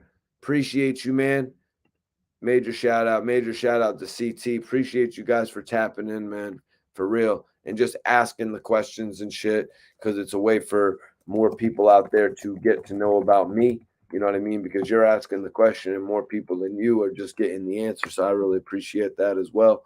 But yeah, if anybody, no, I do not know the guys at I-95. I seen they just had Ace Hood up there. I seen they just had Ace Hood up there, so what an amazing accomplishment to get Ace Hood up on there. You know, a man who has really delivered in the game. I have a lot of respect for Ace Hood because I remember one time I actually filmed Ace Hood and Khaled in Miami. They were going to Club Mansion and they pulled up in their car. I was literally on the street filming them as they got out of their car and walked into the club, and I walked right into the club with them, filming them. Ace Hood is one of the most amazing MCs. You know, I've actually filmed him during performance as well.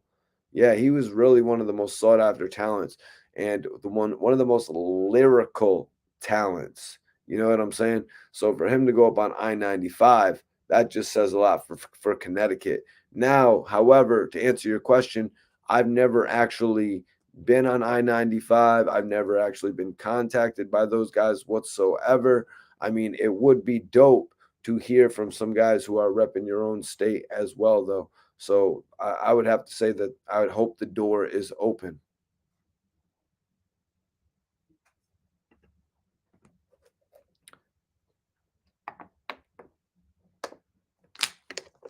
Yeah, we definitely gonna do call-ins, man. I actually put the thing up right here. I was trying to get people to tap in to actually give their thoughts on the interview. I wanted to know what everybody thought about the interview themselves on $1 million worth of game tonight. And that's why I was telling y'all to hit that StreamYard link if you wanted to tap in and give your thoughts on the $1 million worth of game show tonight. But it's looking, whoa!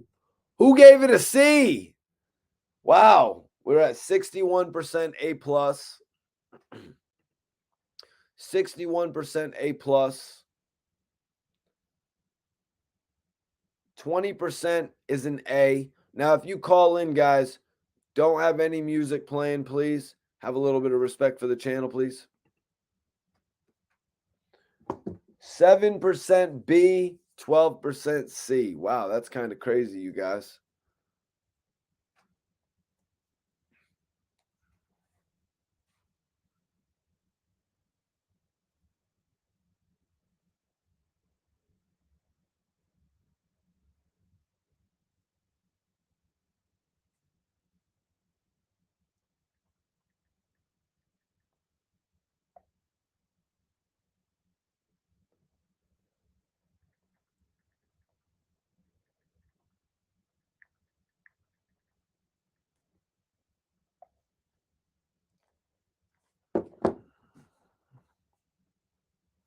Let me see. Jesse Wallace says, I thought it was a great interview, especially Wallo, but I feel like Durk could have humbled himself a little more and really taken to what Wallo was expressing. You know, Durk seemed pretty responsive. Durk seemed pretty responsive to what Wallo was saying. Man, he really gave him the floor. Everybody in there kind of acknowledged what he said as well. But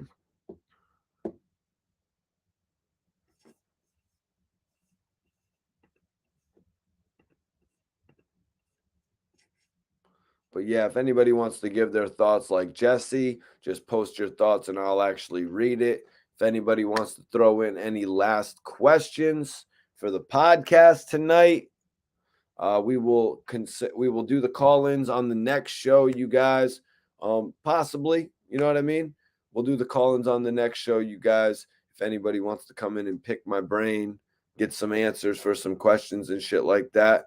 But right now, I'm going to leave it open for some last questions. If anybody wants to post some last questions in the chat.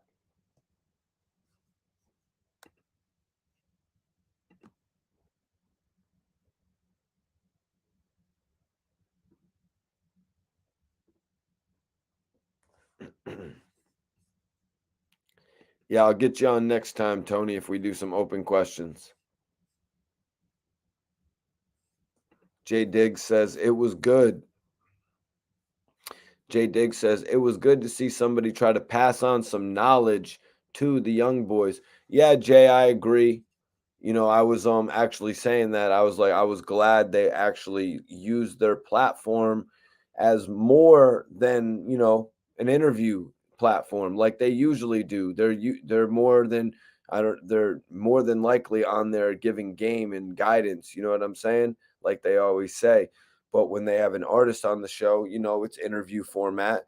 So I'm glad that they kept in the format of giving out that game tonight because they had one of the most important artists out to actually give it to, because a lot of times people will be like, all right, man, but you talk that shit.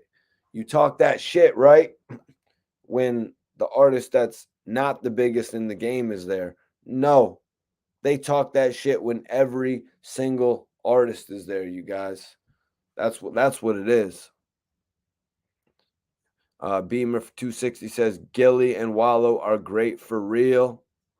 Major salute, my dude Jesse Wallace. He says, I appreciate the shout out, bro. You already know I like to interact with all the comments in the chat.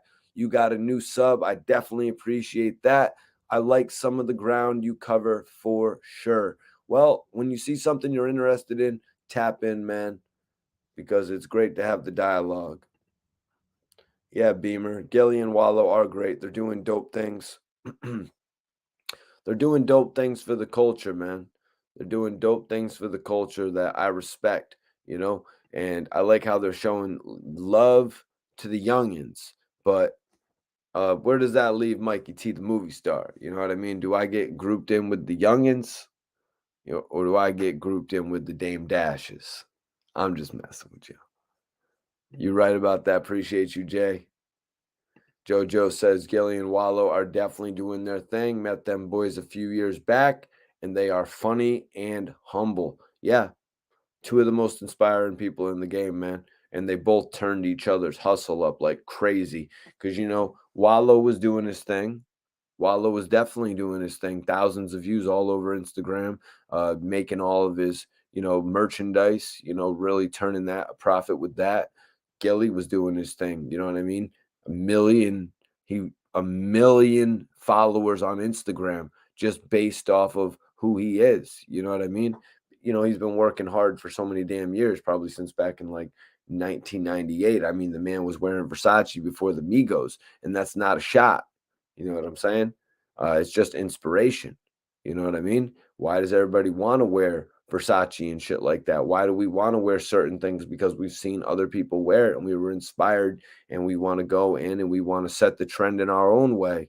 When you see somebody in something, you're like, oh shit, that shit was kind of fly. So it inspires you to buy something that maybe looks a little bit like that. Maybe it's a different flip on that.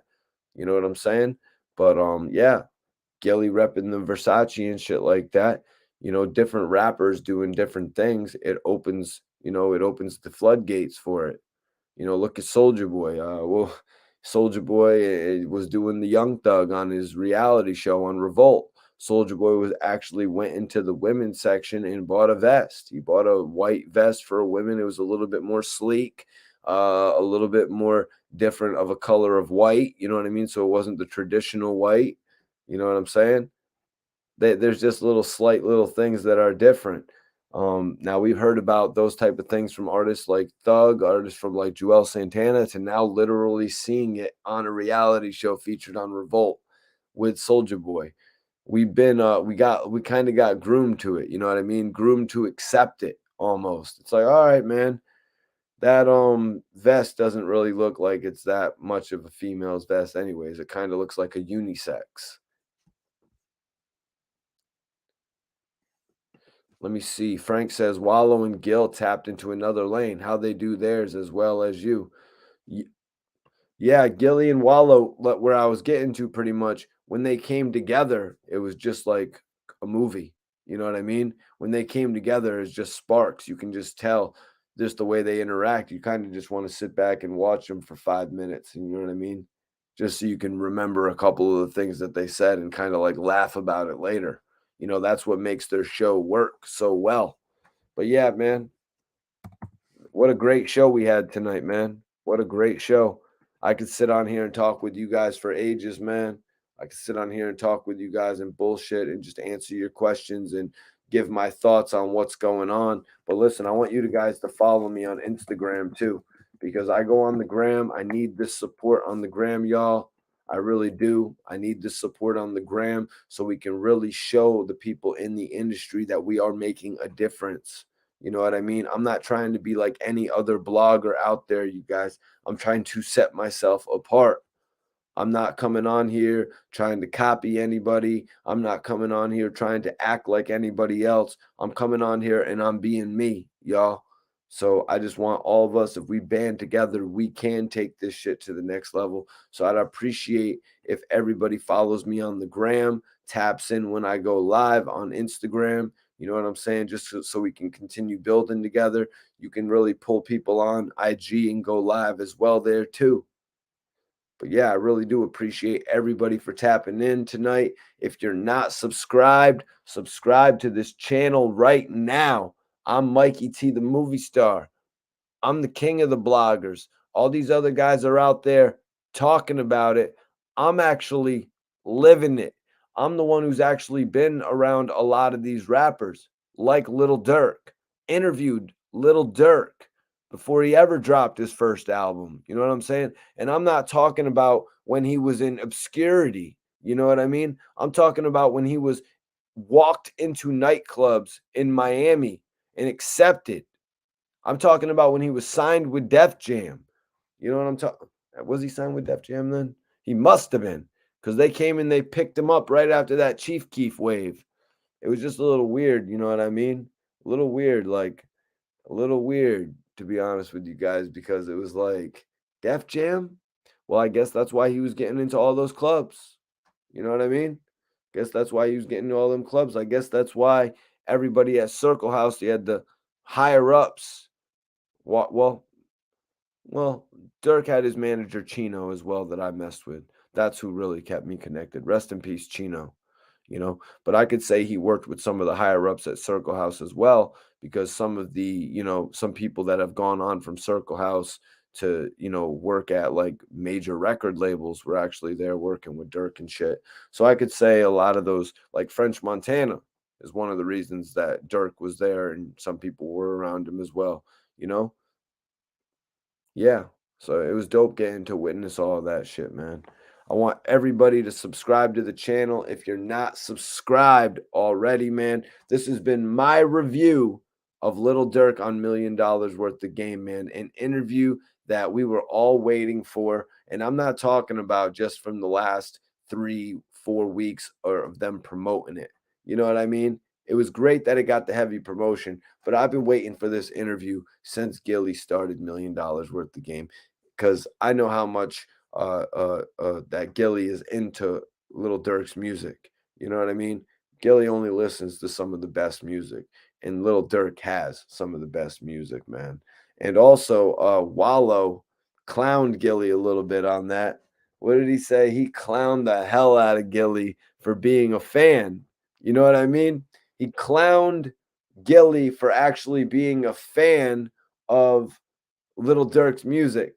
Little Durk asked Gillie what he was a fan of, and Gillie was like, "Yo, man, I'm still messing with that." I believe he said "Sign to the Streets 3," or am I mistaken, you guys? But Little Durk was like, "Yes, go get all of that material. Go get all of the old material. All of Durk's music is streaming, and it's all adding dollars." You know what I mean? I remember one time my associate, my friend, AG Cubano, who's actually doing some strands of Chronic with Burner and shit, I believe. I believe they got some of their strands in the cookie store. But he had told me about the way that he put out mixtapes, because he wanted to put out so many mixtapes so that he had so many different dollar amounts streaming in. Imagine how many mixtapes or not even mixtape, but projects that are on iTunes. All these guys have, that are just accumulating funds. You know what I mean? Royalties, if you will. But yeah, man, I appreciate it, y'all, for tapping in. This is Mikey T, the movie star. Gregory, yo, appreciate that, bro. He said, same chain of thought as you, bro. You got yourself a new fan. Respect. Yo, I appreciate that, man. I appreciate you supporting the channel, man. But again, we don't really got to use the term fan like that, man. I appreciate you supporting what I'm doing, tuning in, and, putting a little dialogue out there, watching me, bro. You know what I mean? Watching and, dropping a comment, man. That shit's love, man. That shit's love. Beamer 260, I appreciate that, man. Appreciate everybody that tapped in tonight for this live review. Like I said, follow me on Instagram. Check out my exclusive interview with Easy the Block Captain if you haven't seen it. Let me see. Let me see if I can grab this real quick.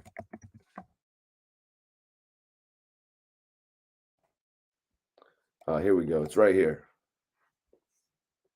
No doubt. Yo, it's Easy the Block Captain. Like to give a shout out to Mikey T, the movie star, Gutter City, Philly shit, man, Mr. Himothy. Man, Easy the Block Captain. It's great to get you on the show. I appreciate you joining me today. Gutter City Entertainment is in the building. Yes, what's going on? I appreciate you having me. I know we've been playing tag a little bit during out the weeks and all that, man, but I've been just so busy again, man. So I apologize, one, and two, I'm glad I'm here. Yeah, man. Well, I appreciate you fitting me into your schedule. We were both born in 88. I want to ask you.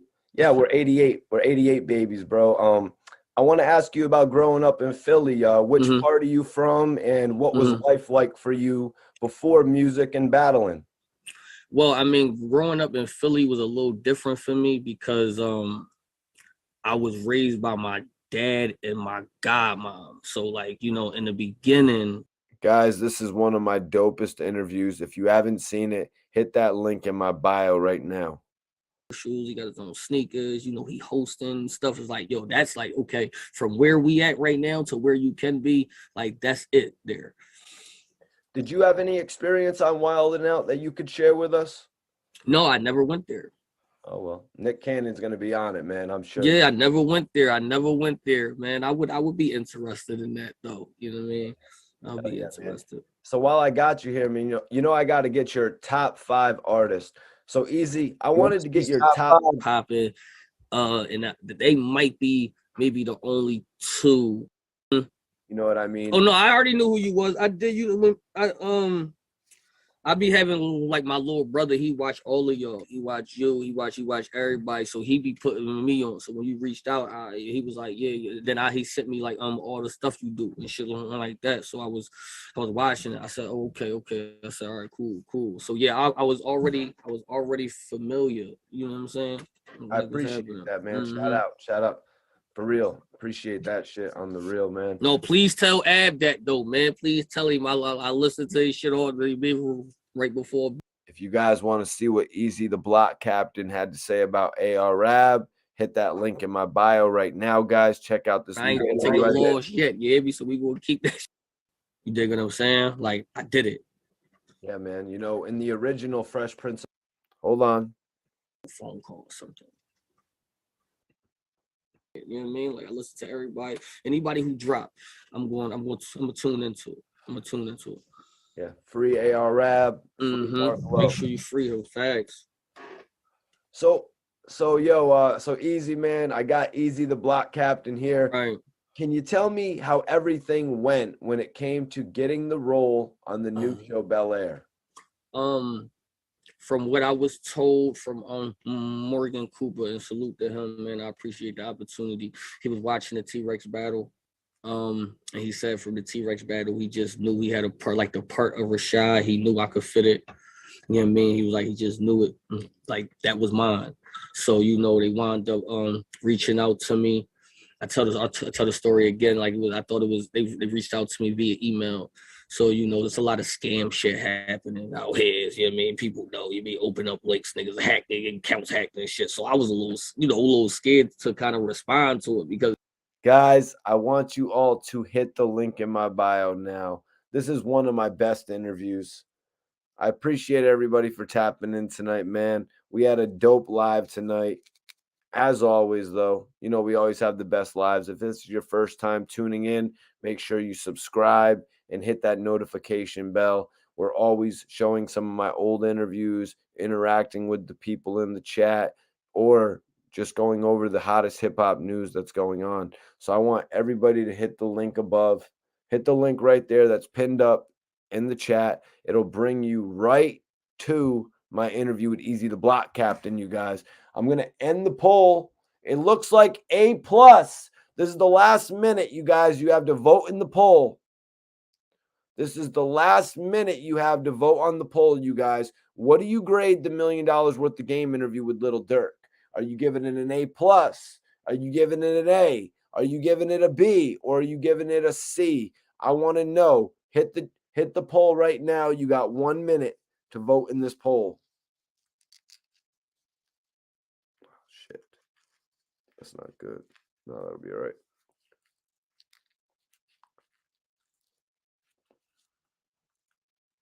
you know, niggas is asking me to do a role for a TV show via email. You know what I mean? Like, I don't even know how you got the email address. You know what I'm saying? Like, so I'm just like, yeah, like, all right. Right, it was a little shaky. So I was, so I asked if it was real. They said yeah, and then, you know, we was talking back and forth, and then it just got to the point where I'm just like, all right, I need like a phone call or something. You know what I'm saying? Like that. And they actually called me. He FaceTimed me. Yo, this is real. I need, you know what I mean? I'm like, hey, okay, appreciate it, bull. But then, you know, they was took off there and all of that shit like that. So yeah, so that was fire. That's why I was saying, like, every opportunity Guys, if you want to see more of this exclusive interview, I want you to hit that link in my bio right now. Easy the Block Captain really told me about a lot. Cassidy, all types of shit. So it looks like A+ is the overwhelming vote here. A+ 68% and A 17%. I'm going to end the poll. I appreciate everybody for tapping in tonight. Major love to everybody that signed in, man. Thank you very much. Do me a favor, hit that link. Come check out my new interview with Easy the Block Captain. While you're there, check out the joint with Bizarre. Check out Freeway tapping in on the live if you missed it. We have a lot of new content up on the page, you guys. I will see you all tomorrow night, though. So make sure if you're not subscribed, you subscribe right now. Appreciate you, Jay Diggs. Hey, subscribe right now and hit the notification bell if you haven't, guys. And if you're watching this video on demand, hit the link in the description to watch my interview with Easy the Block Captain, because he details a lot. I appreciate every single one of you guys that watch and drops comments. Thank you very much.